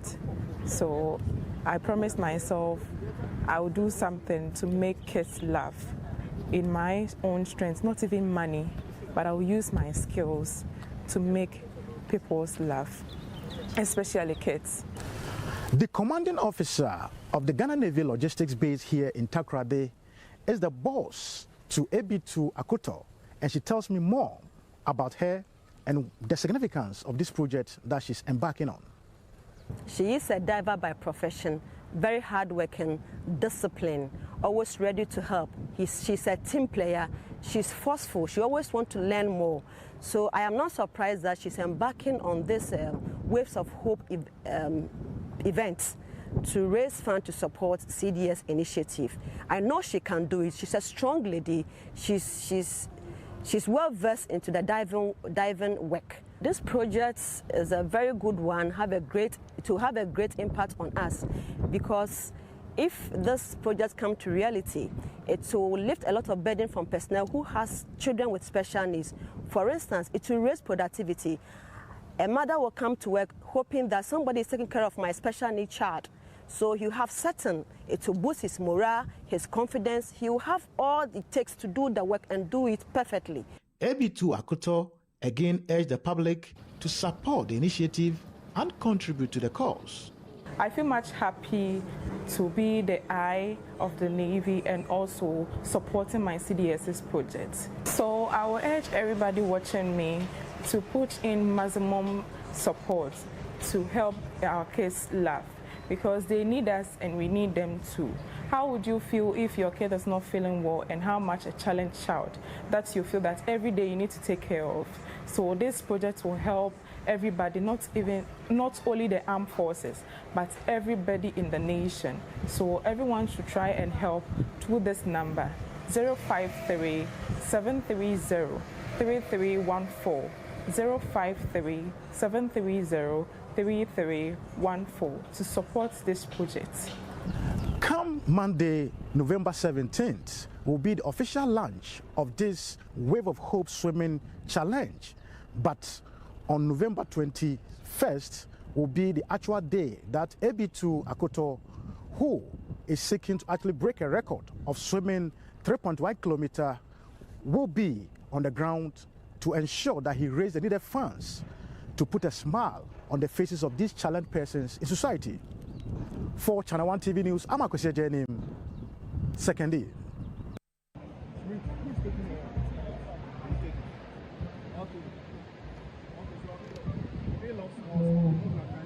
ABC Sarah Akuto is being escorted. We wish her fair winds and following seas. She's swimming 3.1 kilometers from Buja.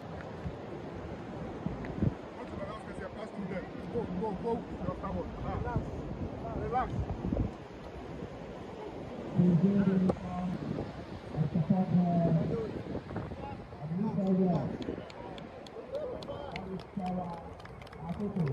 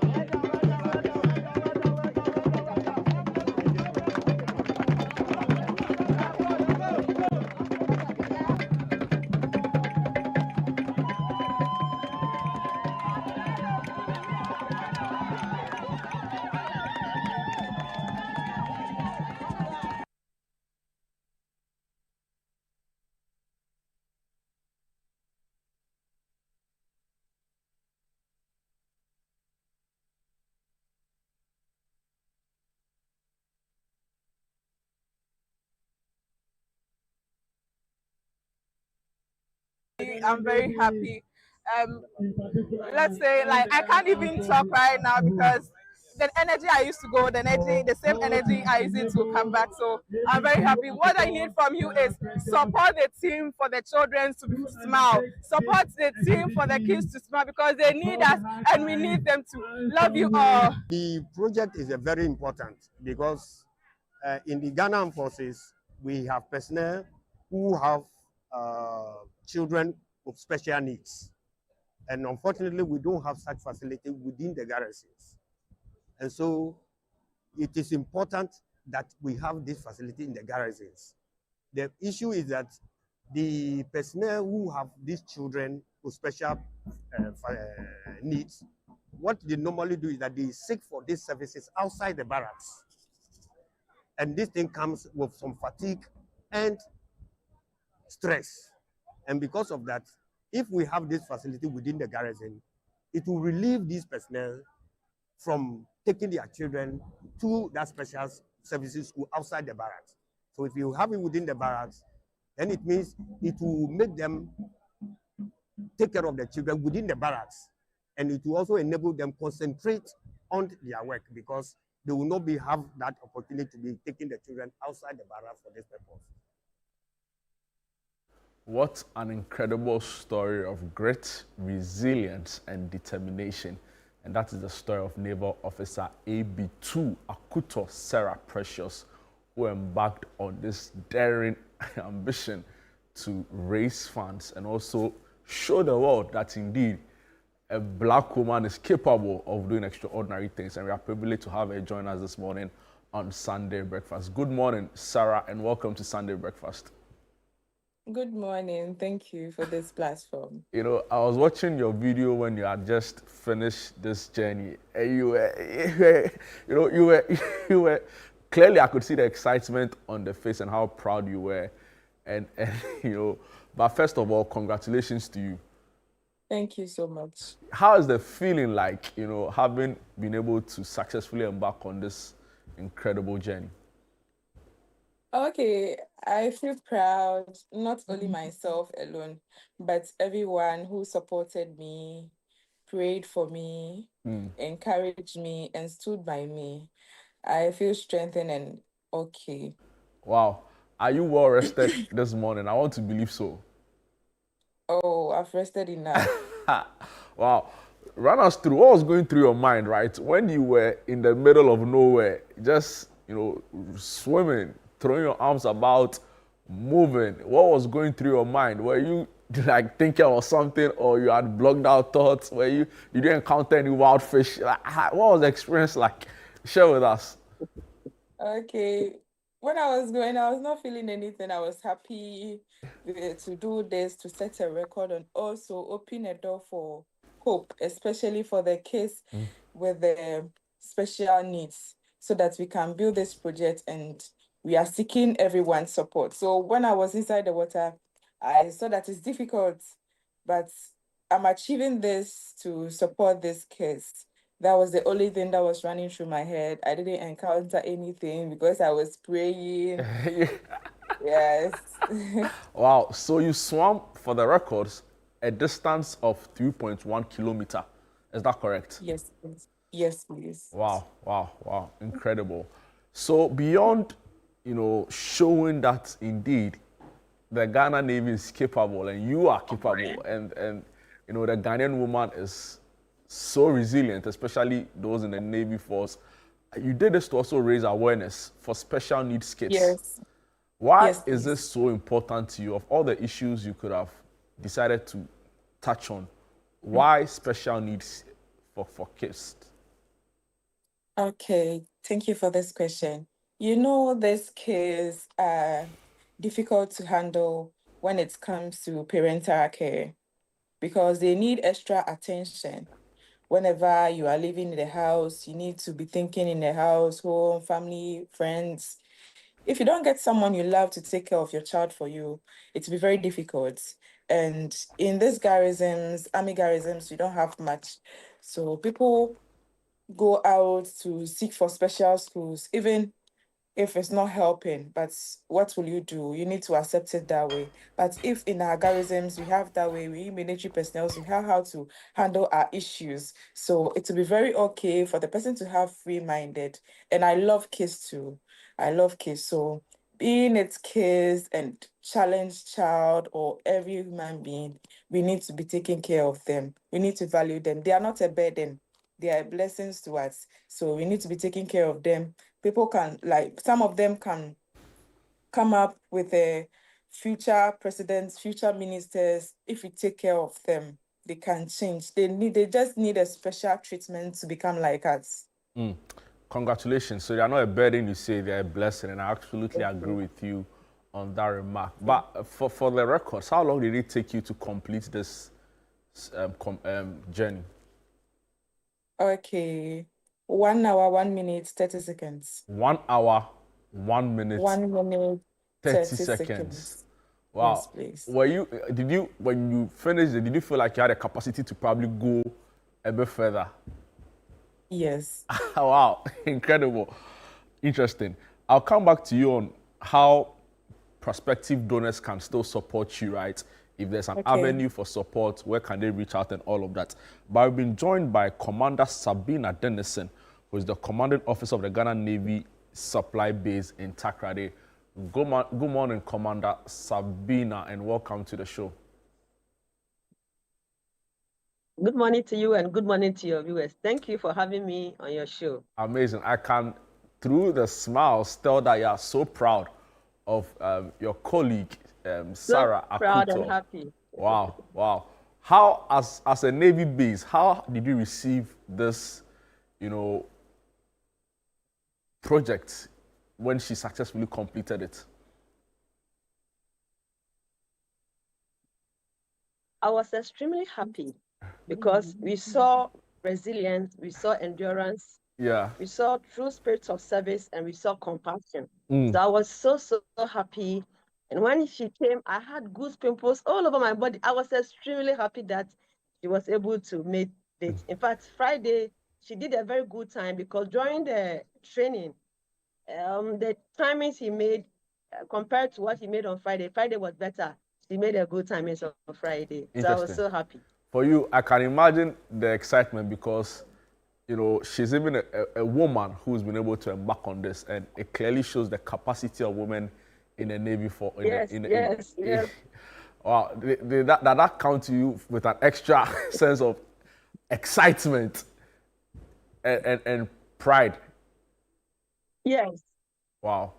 So extra excitement because she was motivating the other lady that indeed whatever we can do it. So it was a sort of motivation, encouragement to all the females around, and they were all happy that their sister was able to make it. And they know, okay, if she had made it, I can also do it. To the general public, to all ladies out there, that, oh, Sarah has made it, so I can also do it. So I was so happy.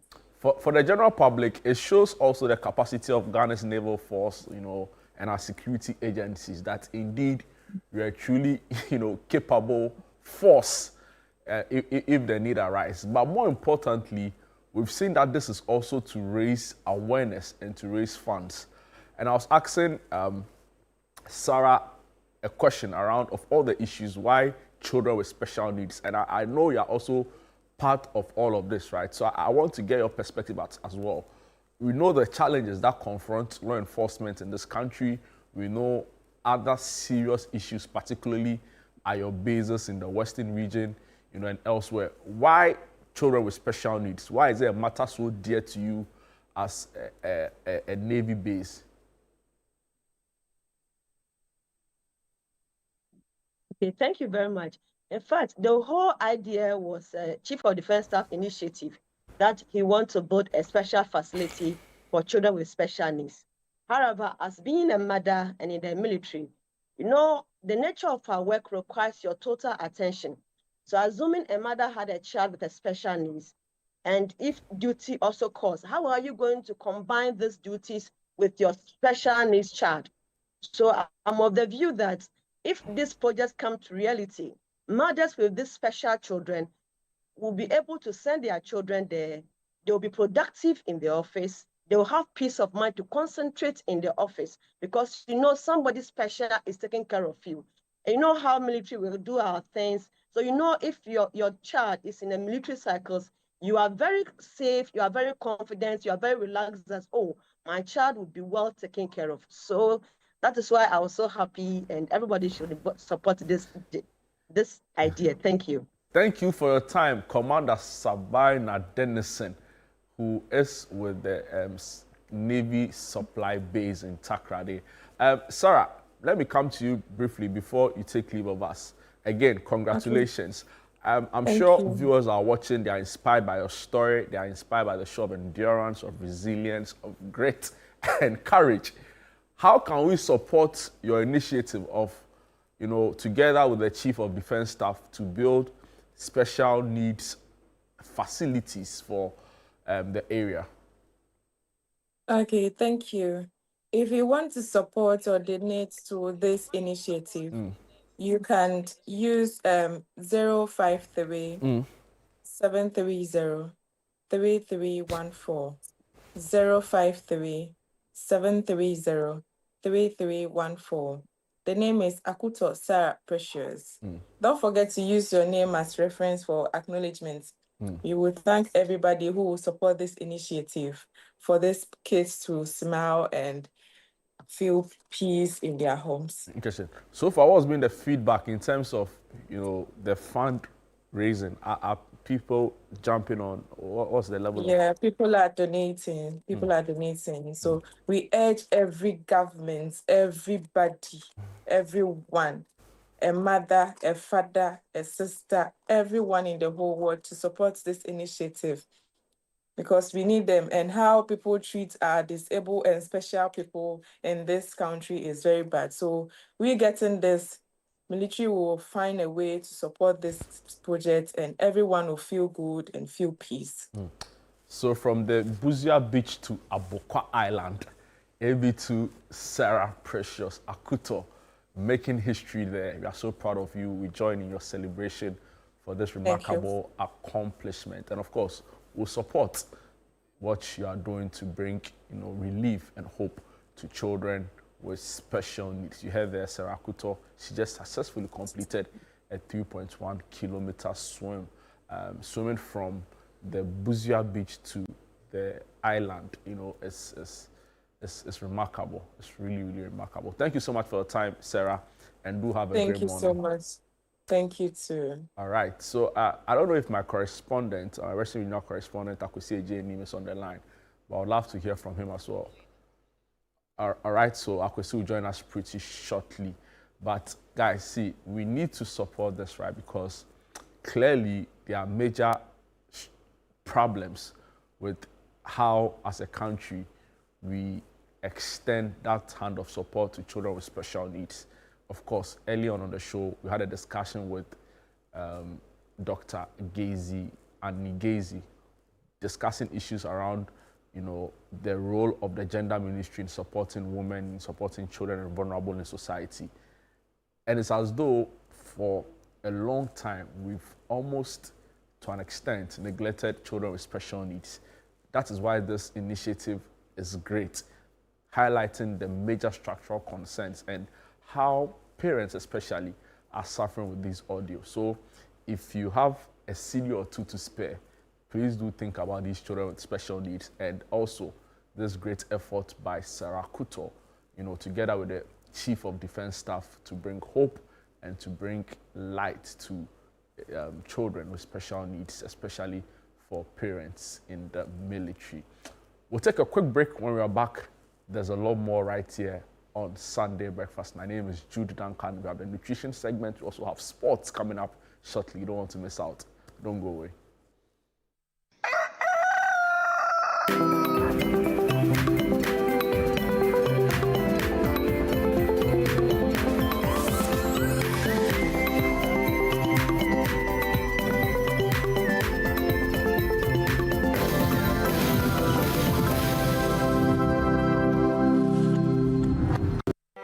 Santa, all I want this holiday is special family time. Whenever you come around family, you can find love. To go on an adventure.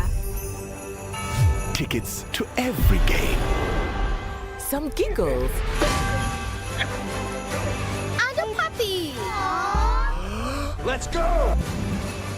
Yippee! This holiday, simply stay connected and get all you want on DSTV, your home of entertainment.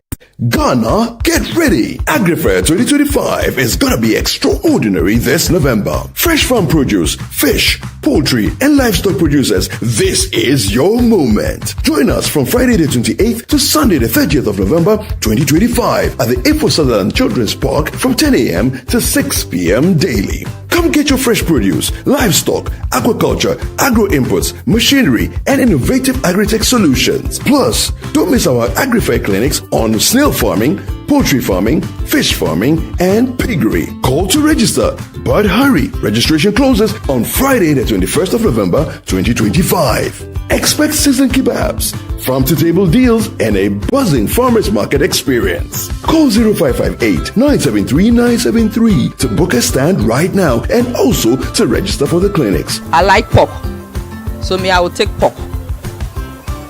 The protein ratio is 11.5. AgriFair 2025, where culture meets innovation. I must commend CTFM and Channel 1 TV for putting this together.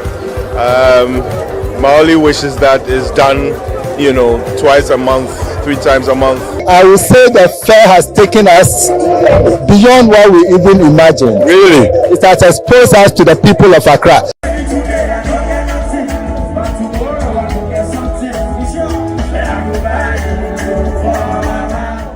The AgriFair 2025 is powered by Channel 1 TV and 97.3 City FM and is proudly sponsored by Horticulture Business Platform, Development Bank Ghana, Legacy Crop Improvement Center, Gersal, Ghana Exim Bank, and Agri Impact. It's time to promote volunteerism, active citizenship, and patriotism in Ghanaian society, where we shine the spotlight on the unsung heroes among us. Today, we're not just launching a program, we're igniting a revolution of skills, dreams, and hope. On Volunteers TV, we highlight and celebrate people and groups that are great examples to us all. Every single region in Ghana, we're doing something. Good. So no one's being left behind. Over 800 kids that come to school, so having an extra classroom, extra resources will be really, really beneficial. If you're a volunteer, you're actually serving because you are giving up your time and resources for nothing in return. Volunteers TV, Sunday at 6:30 p.m. only on Channel 1 TV. This week on the Upside Down Show, Frima Edunyame sits with a brain box who opens up about his childhood dreams, reflects on the performance of his government, and shares more intriguing insights. Sofo Tanko Rashid Computer. As a child growing up, what did you want to become in future? I wanted to join the military. Really? I wanted to be a soldier man. We will go into the election with 2 opponents. The first opponent were the EC and the second opponent MPP. After MPP, they are not good at elections. He also recounts his final moments with the late Dr. Omane Boama. The day you heard of the unfortunate incident, where were you? In the morning, we had meeting with him. You had spoken with him? Yes, you had in a meeting. And reveals the story behind how he became doctorless. Now let's also look at your issue with GTEC. The issue was about accreditation. Don't talk to NPP people. If you talk to NPP people, they are bitter because they lost. Also featuring is Albert Arden with some thought-provoking poetry.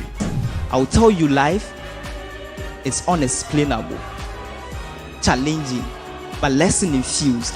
Make a date with us this Sunday at 7 p.m. only on Channel 1 TV on the Upside Down Show. In December 2023, the biggest play in the history of African theatre made its debut. Before Ogun, the God of Iron, I stand on oath. You saw it. We sent you all the way to Ile-Ife to bring us greetings from Ifa. By popular demand and in honor of Maoli Semevo, Image Bureau, in partnership with April Communications and the National Theatre, presents The Gods Are Not to Blame. This December 17th, 7 p.m., 18th, 7 p.m., and 19th, 5 p.m. and 8 p.m. at the National Theatre. Visit www.imagebureaugh.com or dial *714*46# for your tickets. Single 250 cedis, double 400 cedis. Supported by New Plant Car Rentals, Ghana Tourism Authority, Balakwa. Sponsors Stambic Bank, our media partners, and proudly brought to you by MTN.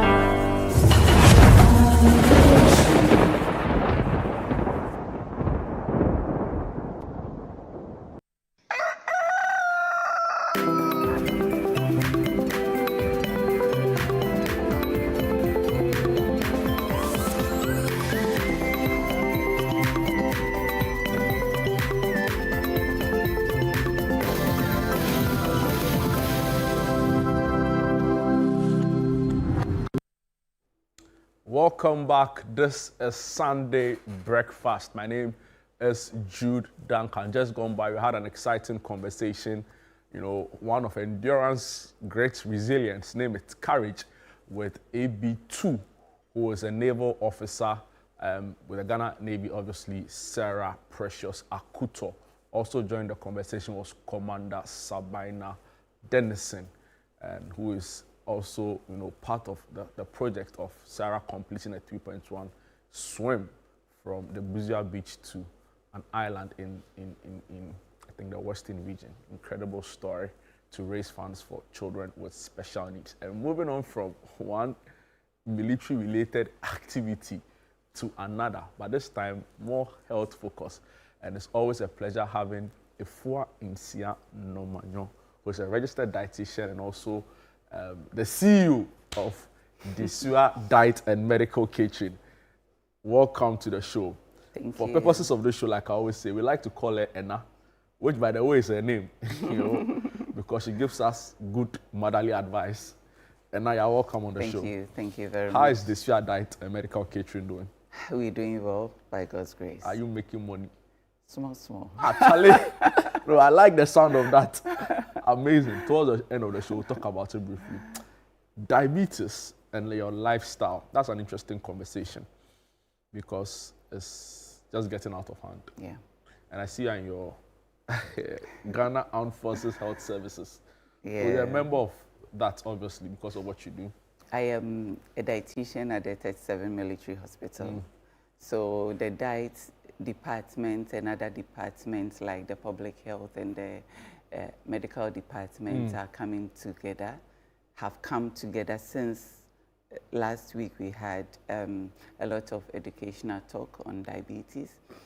This week we are going to have health screening for diabetes. So on Wednesday, when you enter the hospital, you will see that there's a free health screening for anybody. So whether you are diabetic or not diabetic, just go and check your sugar level. You have access to the medical team to take you through all the protocol of diabetes or even how to prevent it. So that is happening on Wednesday from 8 a.m.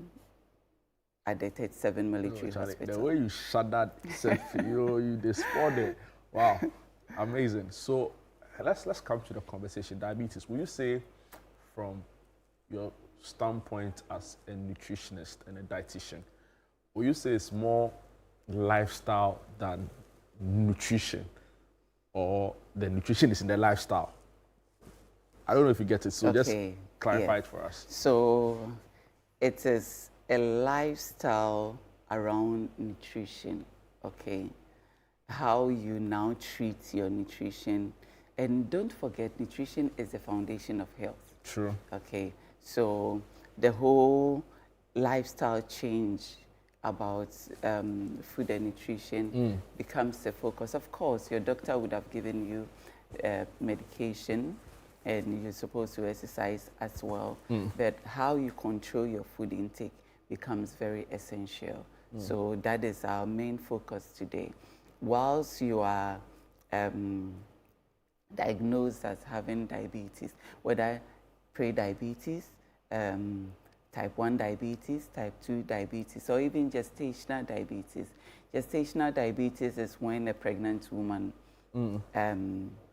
is diagnosed of diabetes as a result of the pregnancy, okay? Not as a result of lifestyle choices, or even like food, well, food thing they were eating is lifestyle choices, right? Yes. Will you say it is gestational diabetes is, I don't know. It's, you know, gestational diabetes has more to do with hormones. Okay, it is more you know, during the pregnancy period, it's your body is going through a lot. Normally during the third trimester, some women have gestational diabetes. Okay, and so you then have to watch your food intake and exercise level as well. So, for instance, when you have gestational diabetes, one thing is that gestational diabetes, there is not permanent, okay? The mother can I would say go out of it after delivery. Few months after delivery, your sugar level might come back to normal. Few women are unable to control it, and so they might stay. But most of the time, after delivery, few months after delivery, mother's sugar level becomes well controlled. Okay, so with that, when you have gestational diabetes, you will have to watch your cravings, how you respond to your cravings.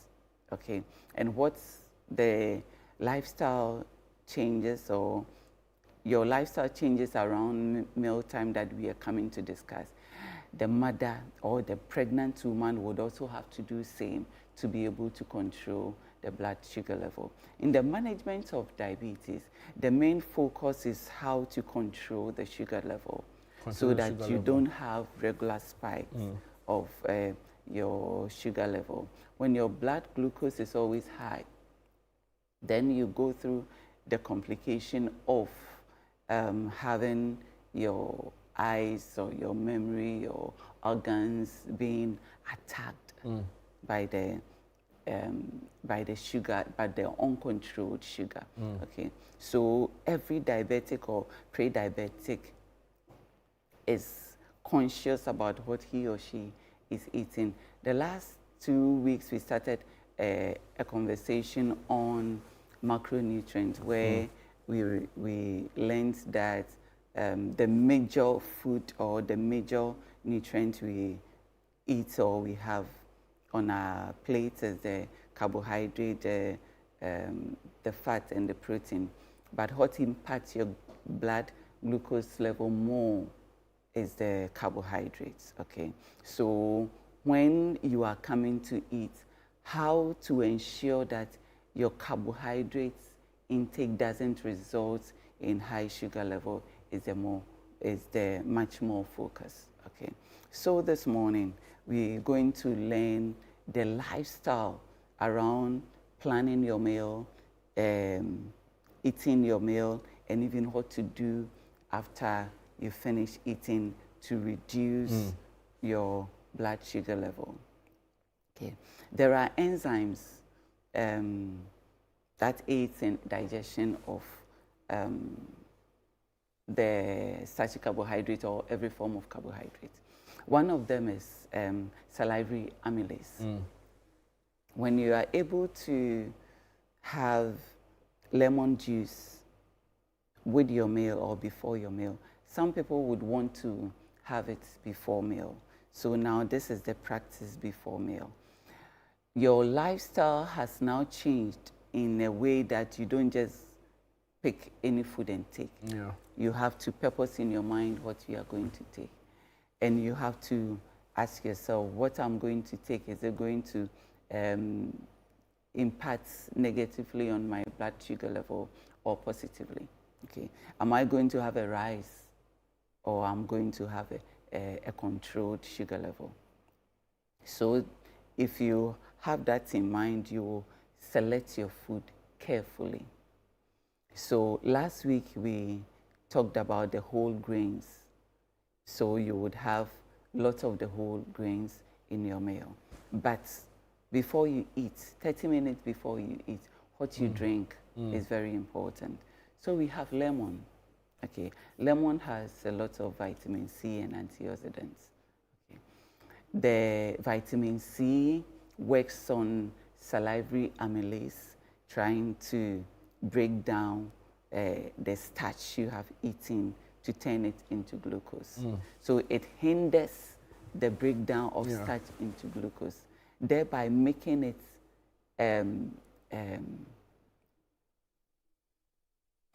it giving you that slow release of the glucose. Okay, so when the breakdown or the enzyme is hindered, of course, it is not going to break it down easily for you as it would have done in an environment where there is no injection of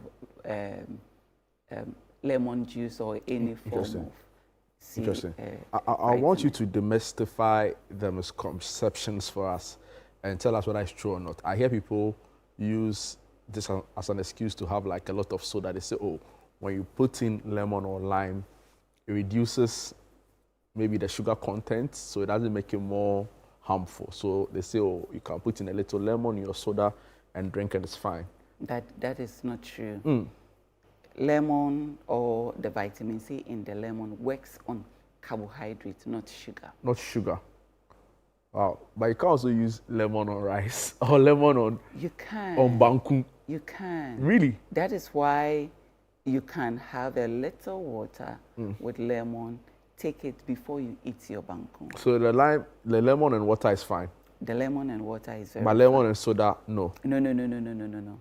Wow. You know, you see, the new lifestyle is that when you are diabetic or when you are pre-diabetic, most importantly, when you are pre-diabetic, you don't want to have a full-grown diabetes.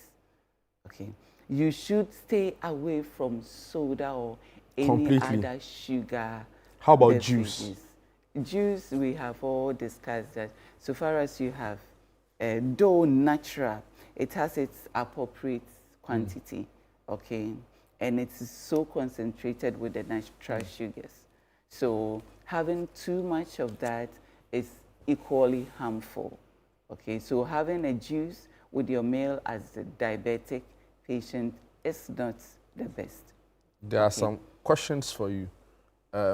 Jude, can you get a nut to explain to us the role of chia seeds in keeping a healthy balance and also guarding against diabetes? Is there something like that?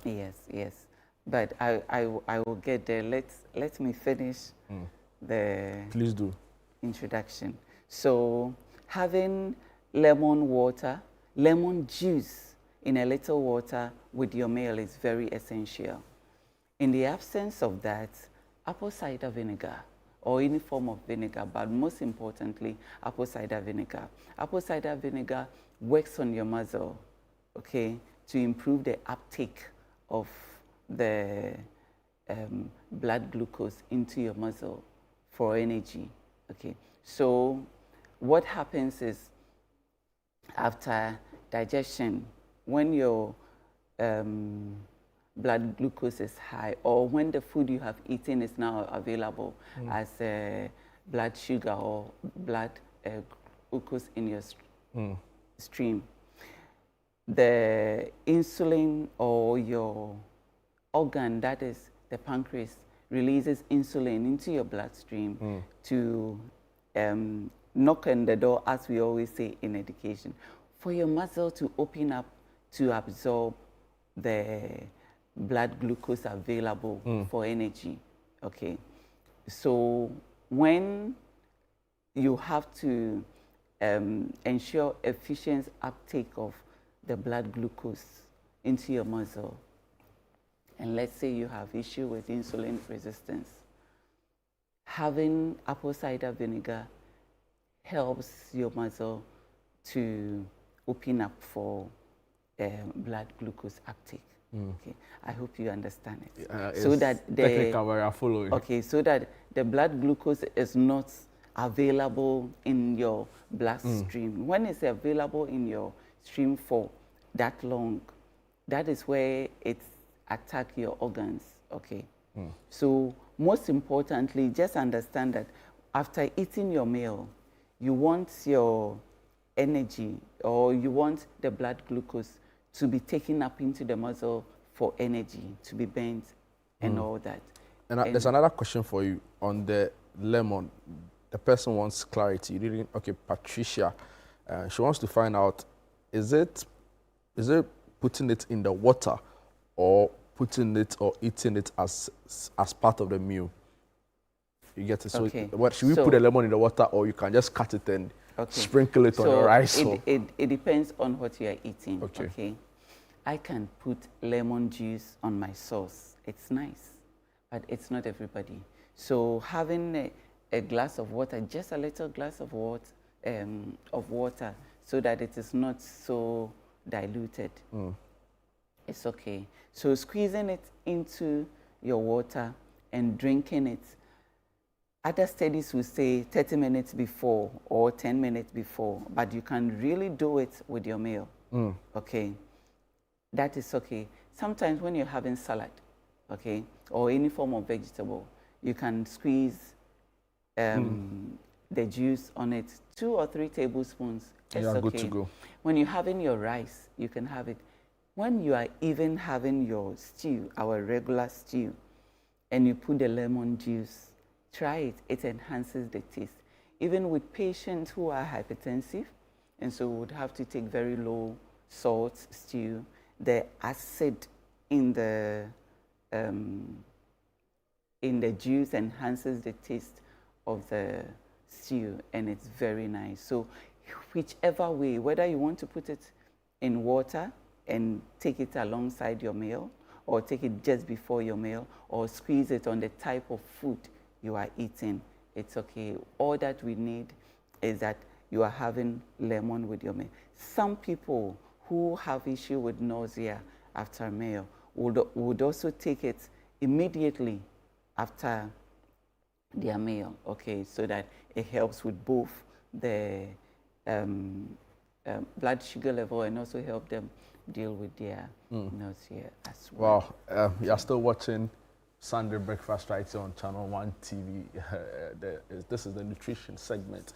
If one is here, Norman, helping us through a conversation on diabetes and lifestyle. A couple of your messages have come through. If you want to also ask a question, feel free to do so via the WhatsApp and number on your screen. Also use the hashtag Sunday Breakfast, and we'll get to ask your questions for you.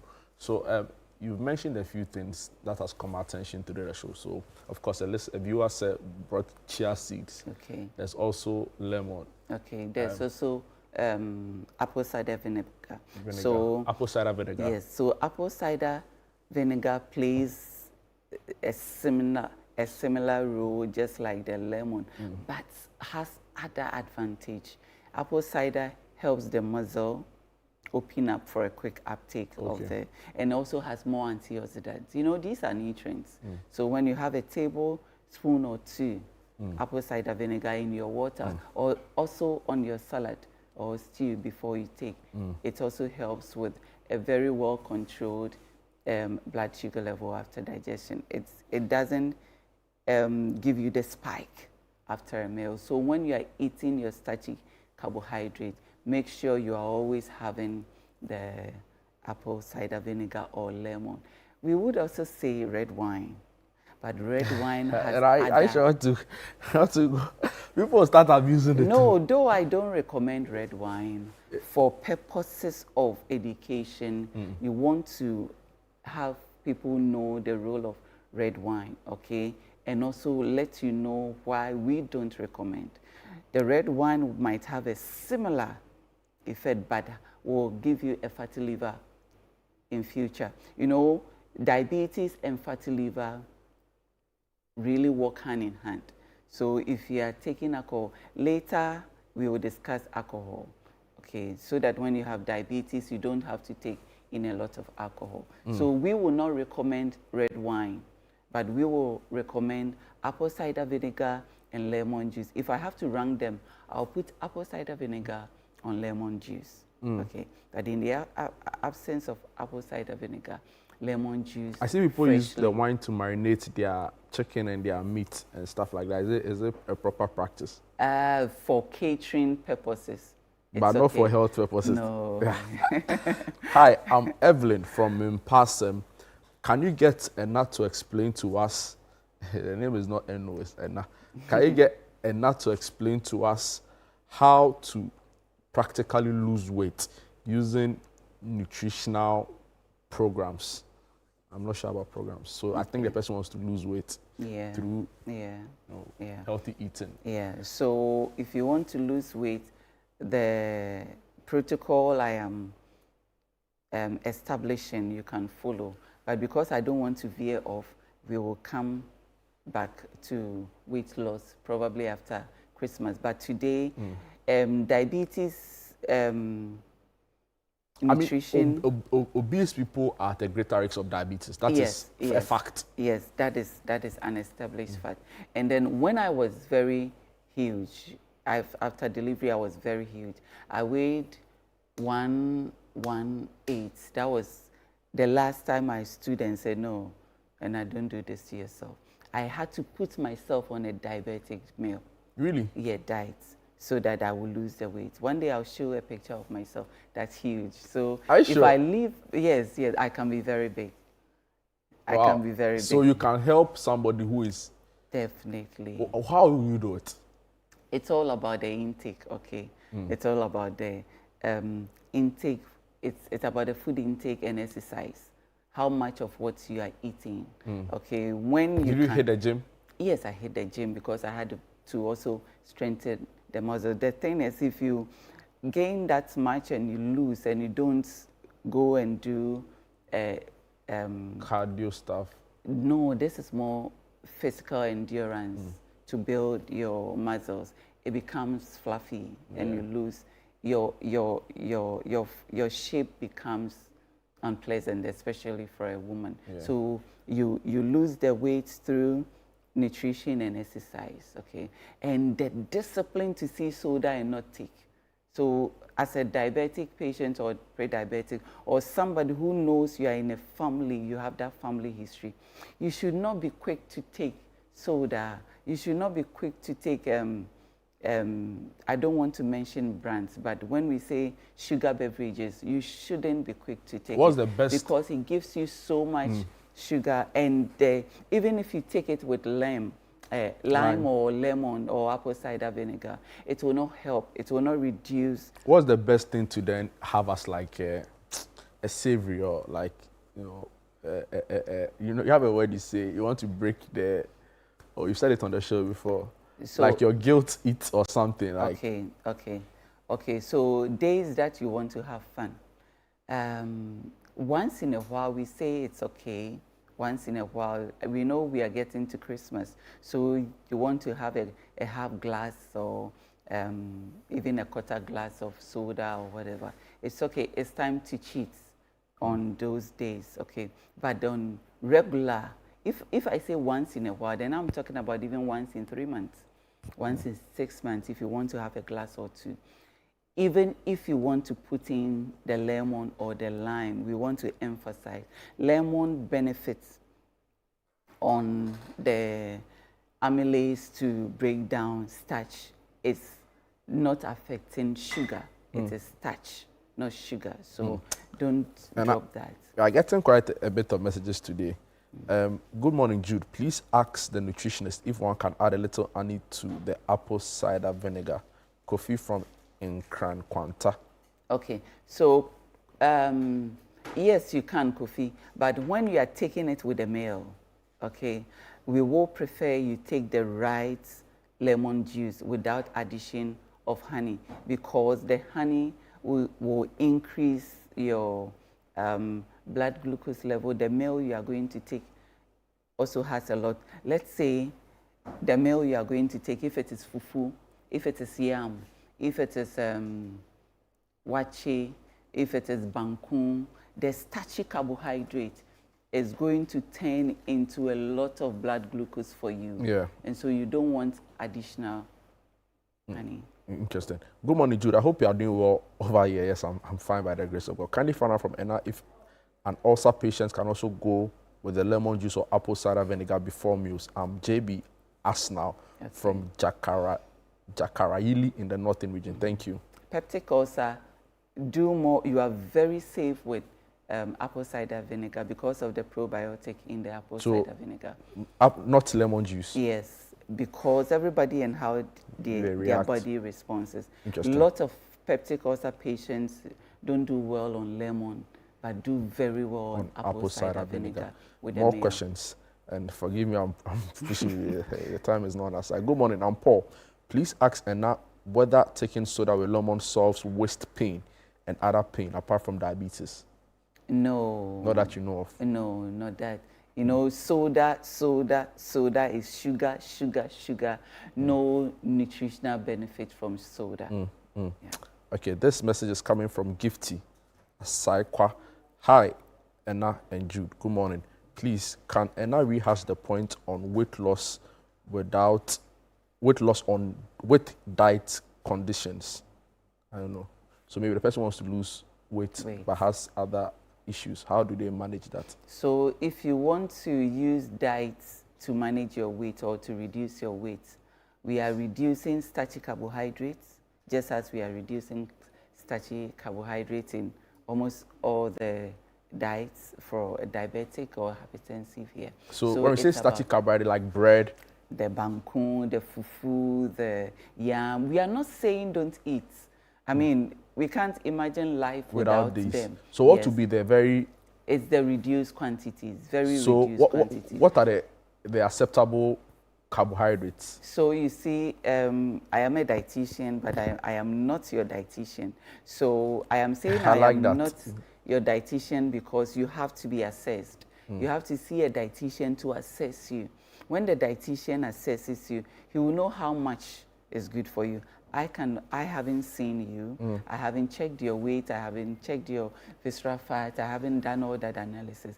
But for a general knowledge, we are cutting down starchy carbohydrates. Okay. I think people want to lose a lot of weight on the show today. Yes. Jude, aside the nutrition aspect of this, can we also use products like slim medication products like the tea and etc. they sell? Is it advisable to do that as you eat well? And this message doesn't have a name. I can't talk about that because I don't know the nutrients in there. But I know very well for a fact that when you eat well with the reduced starchy carbohydrate and you exercise, you know how to use your lemon and apple cider vinegar. You know how to use your vegetables. You will lose the weight. I will definitely bring a picture of myself next week. Yes. And thank you so much for your time this morning. Oh, I didn't finish this. You have to do it again. The good news is that you are doing the show with us, so you can decide to call us anytime and come and do anything you want to do. So we'll continue next week. But congratulations to you and the team at 37, Ghana Armed Services Health Services. What do you call this? Diabetes awareness, right? Diabetes awareness week at the 37 Military Hospital. Come on Wednesday and you have free screening and you have doctors and dietitians and pharmacists available to educate you on the condition. Somebody actually asked me a week ago if you have a rate card, I think on catering services. Yes, so please share with me. I'm saying it on air because I want people to know that you do that and more.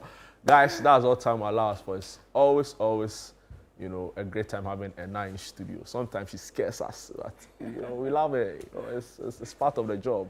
Right, but very important, please take note of all that has been said on the show. Lifestyle. Eat well, exercise well. If you're unsure about how to plan a diet, the SUA Catering and Medical Services have got you covered. Reach out to them to help you.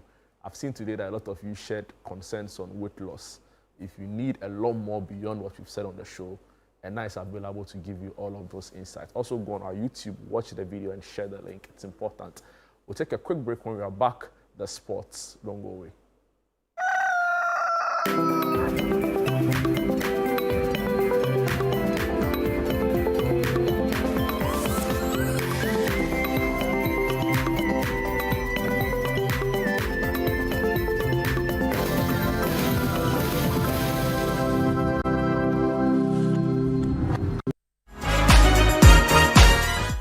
This week on the Upside Down Show, Frima Edunyame sits with a brain box who opens up about his childhood dreams, reflects on the performance of his government, and shares more intriguing insights. Sofo Tanko Rashid Computer.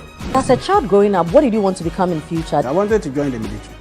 Really? I wanted to be a soldier man. We were going to the election with two opponents. The first opponent were the EC, and the second opponent, MPP. After MPP, they are not good at elections. He also recounts his final moments with the late Dr. Omane Boama. The day you heard of the unfortunate incident, where were you? In the morning, we had meeting with him. You had spoken with him? Yes, in a meeting. And reveals the story behind how he became doctorless. Now let's also look at your issue with GTEC. The issue was about accreditation. Don't talk to NPP people. If you talk to NPP people, they are bitter because they lost. Also featuring is Albert Arden with some thought-provoking poetry. I'll tell you, life is unexplainable, challenging, but lesson infused. Make a date with us this Sunday at 7 p.m. only on Channel 1 TV on the Upside Down Show. This Christmas Eve, skip the ordinary and step into the extraordinary. Welcome to the Situation All White Party 2025, where the music never stops, the energy never drops, and the fun never ends. Celebrating grand style with great music, irresistible food, and an atmosphere that screams good vibes only. Date 24th December 2025. Venue Good Park near the Accra Mall. Time 8 p.m. till late. Dress code, it's an all-white affair. Get ready for electrifying live performances from Kofi Kinata, Kwabua, Perez Music,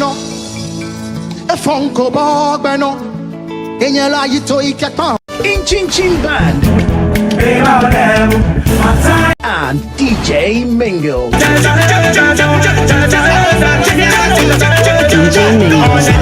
Wear your best all-white fit. Bring your dancing shoes and let's light up the night together. Book your tables now. Call 0205-973-973. It's Christmas Eve. Don't miss it.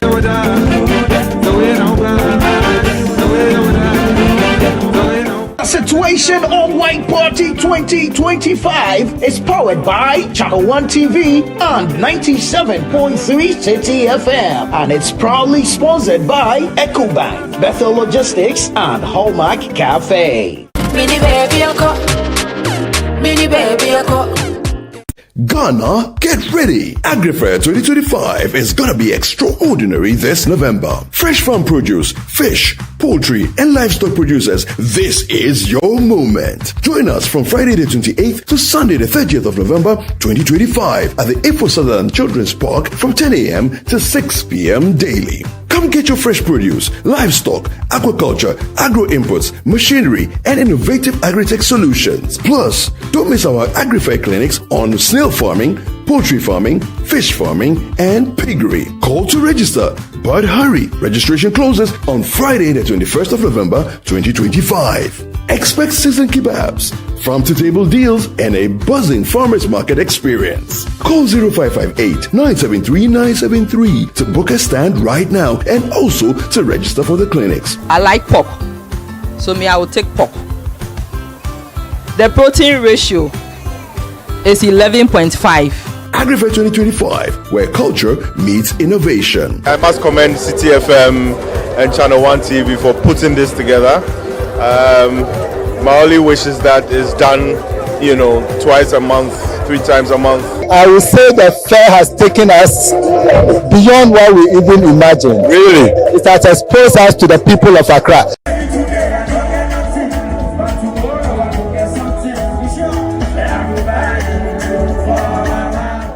The AgriFair 2025 is powered by Channel 1 TV and 97.3 City FM and is proudly sponsored by Horticulture Business Platform, Development Bank Ghana, Legacy Crop Improvement Center, Gersal, Ghana Exim Bank, and Agri Impact. It's time to promote volunteerism, active citizenship, and patriotism in Ghanaian society, where we shine the spotlight on the unsung heroes among us. Today, we're not just launching a program, we're igniting a revolution of skills, dreams, and hope. On Volunteers TV, we highlight and celebrate people and groups that are great examples to us all. Every single region in Ghana, we're doing something. Good. So no one's being left behind. Over 800 kids that come to school, so having an extra classroom, extra resources will be really, really beneficial. If you're a volunteer, you're actually serving because you are giving up your time and resources for nothing in return. Volunteers TV, Sunday at 6:30 p.m. only on Channel 1 TV. In a world filled with challenges, we all need guidance, hope, and a lifeline to anchor us. This is Lifeline, and I'm your host, Fred Crunchy Mensah. From social issues, relationship challenges, and family matters, Lifeline is here to inspire, uplift, and guide you on your journey. Where we give you support, where we hold your hand through the valley and through the thick and thins of life. Join Bishop Fred Crunchy Mensah. I welcome you especially to Lifeline, every Tuesday and Thursday at 10 p.m. right here on Channel 1 TV. Let's walk this path together, strengthen our faith, our families, and our lives. Lifeline, because every soul deserves a guiding light. Tune in to Lifeline on Channel 1 TV and let's grow together.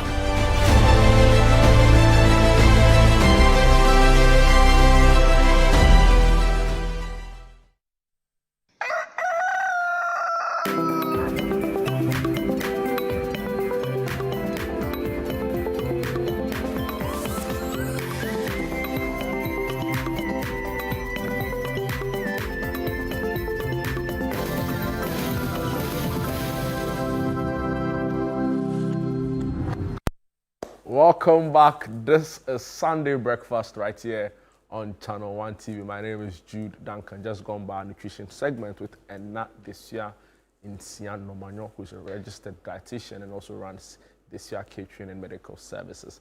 It's now time moving from, you could say, a food-related conversation to another. This time, it's not only about food, but also heavily dependent on changing, the structure of our economy in a very unique way. Apioko joins me in studio. Don't do this, Madam Apioko. Don't do this. Welcome, what did I do? Welcome to Sunday Breakfast. Thank you, Jude. How are you doing? I'm well. How are you? I'm doing amazing by the grace of God. My mom, by the way, loves your red hair. I told you that you should bring your mom. Yeah. So you know what? I meet her. It's very interesting. So when I meet young people, and I mean children, teenagers, they're very excited about my hair. Absolutely. And then when I meet older people, and particularly elderly women, they tell me about how either they used to do similar things when they were younger, or they wish they had. And so now they're living vicariously through me, and I find it so humbling. Wow. To have those conversations. So amazing. I love you, Mommy. I love you very much. And one of these days, one of the few people here who has reached the threshold of, having a whole personal profile interview. Like, we need to hear a story. Maybe one time on Sunday Breakfast. Why are you putting me on the spot No, here? I'm not. I'm not. Apioko, welcome again. Thank you. AgriFair 2.0 happening again. Why was it even necessary to do it again? Because I have people say to me, even myself, I bought rice from the last one. I'm fine. I'm okay. Why is it important we have this done again? But for now, you're a single man. For now, key phrase. For now, you're a single man. People have families. By now, their rice is finished. That's true. And if you have grown boys, you how much do you eat? A whole lot. I know. You have teenage boys, 15-year-olds, 16-year-olds, they're going to finish all the food. No, but why are we doing it again? When we even did it in June, so many people said we should do it every week, every month, every quarter. Because, agribusiness has become a very big conversation in Ghana, economically speaking. We've always said that Ghana is a very agrarian, we use these terms, agrarian economy. We are still operating very much in the primary sector, which means that when we produce, we're not adding much value to it. So we're not getting into secondary economy where we're manufacturing and all that. But you see, part of the problem is that we don't even know what we are producing. And so many of the farmers, backyard gardeners, all these people are producing these agric products in Ghana. Jude, you met them for the first time at AgriFair. I did. But some of them are producing on such a scale that it makes no sense why we're not feeding what they are producing into, let's say, a poultry manufacturing sector, or a value addition for tomatoes, or for cassava processing. And it's not like we don't have the expertise, because CSIR is there. They've done a lot of research, preservation of the food, so that we're talking now. Glut is a fashionable term, right? I know. Everybody got a cassava glut. Everybody has a glut. But those kinds of food gluts also come when there's no proper structure to make sure that what we are producing from the farm, or be it in livestock, vegetables, tubers, grains, whatever, we're either storing them or we are processing them to preserve them or to add value for convenience sake or whatever it is. And so we use tomato paste. It's not very popular in Ghana, even though it's there. In many parts of the world, you have canned tomatoes where they've been parboiled, frozen the microorganisms that would make them go bad quickly to increase the shelf life. And they are canned in water, brine, whatever, and then you take those and you can use that to make your stew. Yeah. It's different from the tomato paste, right? So there are all sorts of things. We are not doing that here. So that's one thing. Let's see what we are even producing in the agric sector in the first place to start those conversations. The second thing, and which was a very big reason for doing the agri fair in the first place, you know, we talk about transportation issues, not having access to some of the produce as consumers, because we can't all drive to Kunkrentumi to go and buy what we want to buy from the farm gate. Yeah. Right? You may not, if you're not, you even find a route to take you there. True. And so closing the gap between the farmer, And or the the producer, and then the buyer, the consumer, was also a very big conversation. So that now, you also need to learn how to do things that work for our system. Let's be honest, Ghanaians, we like convenience. True. You know, especially when you've worked and done, you may say you become middle income or you're on the cusp of it, very aspirational. You want some kind of convenience. It's the reason why we order from Instagram or we tweet, or now we post on X and say, oh, I'm looking for this. And someone comes into your DM and tells you, I have it on offer. They can deliver it to you. And so if you have the phone number of the person who sells the chicken that you need twice a month, then that's a conversation going. So it's also giving us a way of seeing how consumer-producer relations should look like in our context. Not everything can be sitting on a supermarket shelf.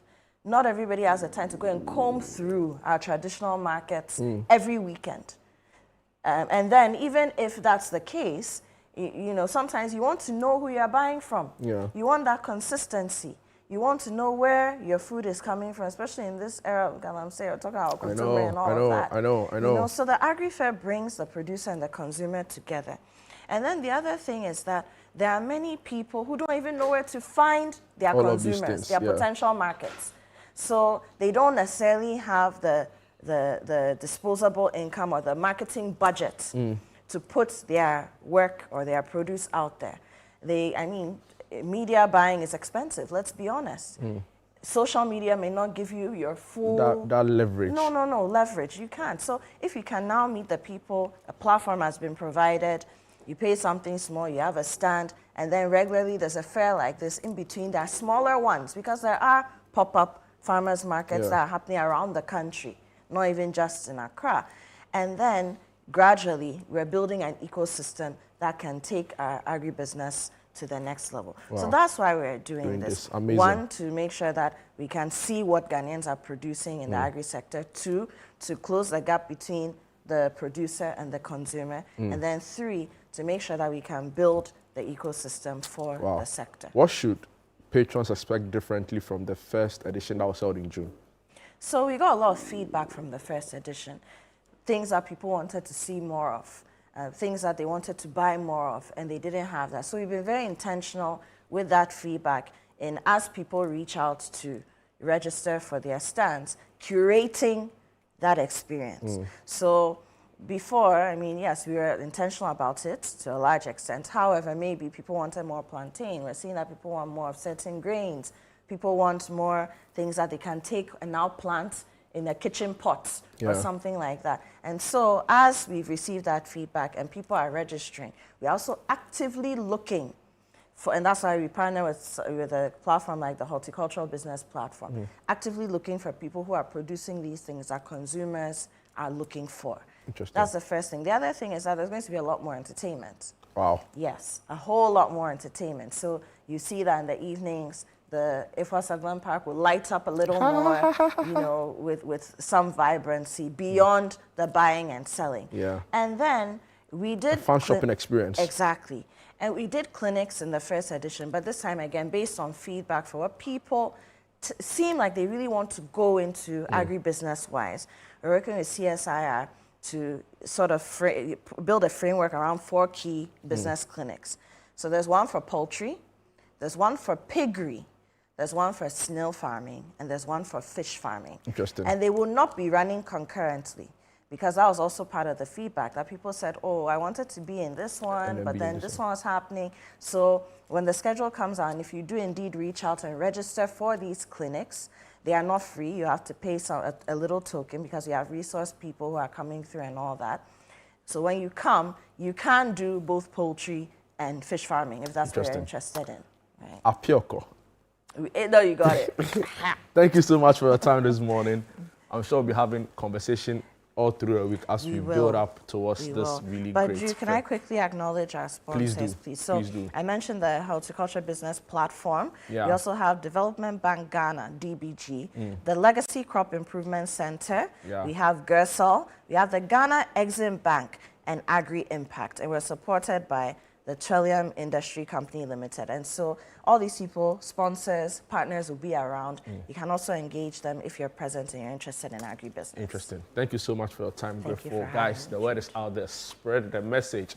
AgriFair 2.0 happening on the 28th to the 29th to the 30th. 3 days of exciting, right? Apioko promises us that beyond the shopping experience, it's also going to be fun-filled, and you know what that means. We'll take a quick break when we're back. The sports. Don't go away.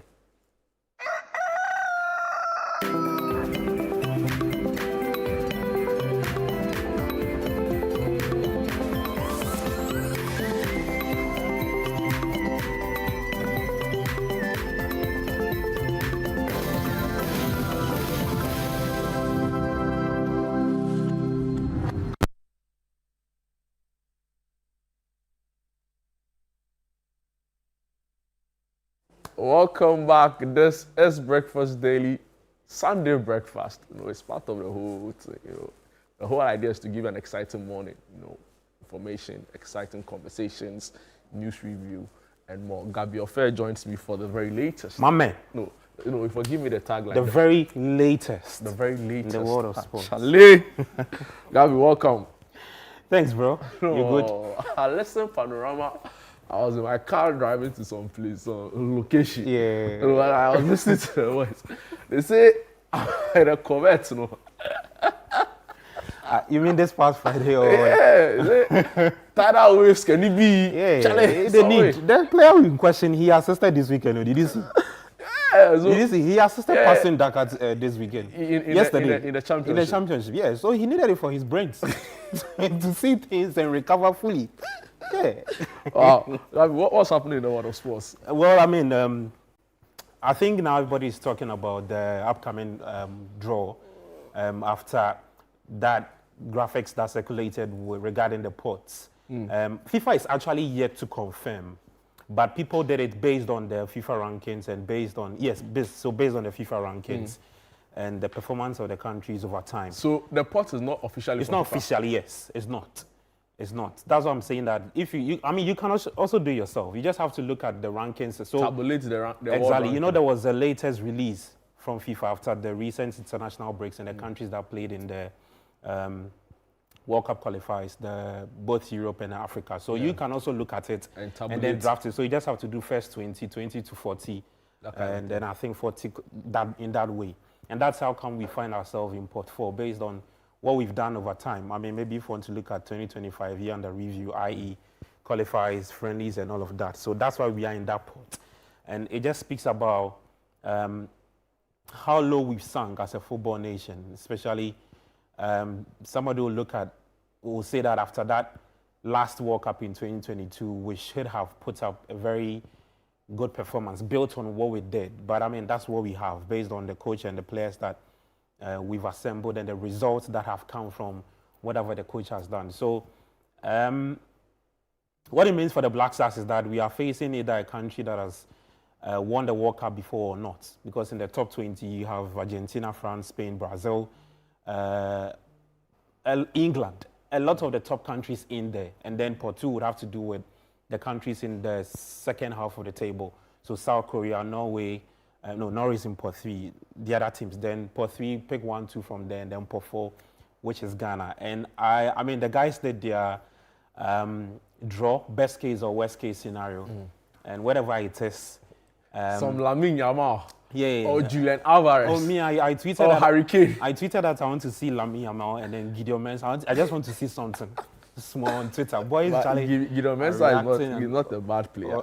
No, he's not a bad player. And I'm not saying that he will struggle against Lamine Yamal. So that's what I say. In fact, when I tweeted that, somebody brought out Ricardo and Ronaldinho at the 2006 World Cup, you remember? Yeah. Yeah, so, I mean, even though we lost, gave a good account of exactly. themselves. Ricardo put up a very good performance against Ronaldinho. That everybody thought that Ronaldinho would have just brushed him aside. So to be fair, they brushed us aside, bro. They brushed us aside, but I mean, third goal, Ronaldo scored. Yeah. The defense lock. 0 Beto went in. Yeah, I remember those goals. Ronaldo dominated Olele. Actually.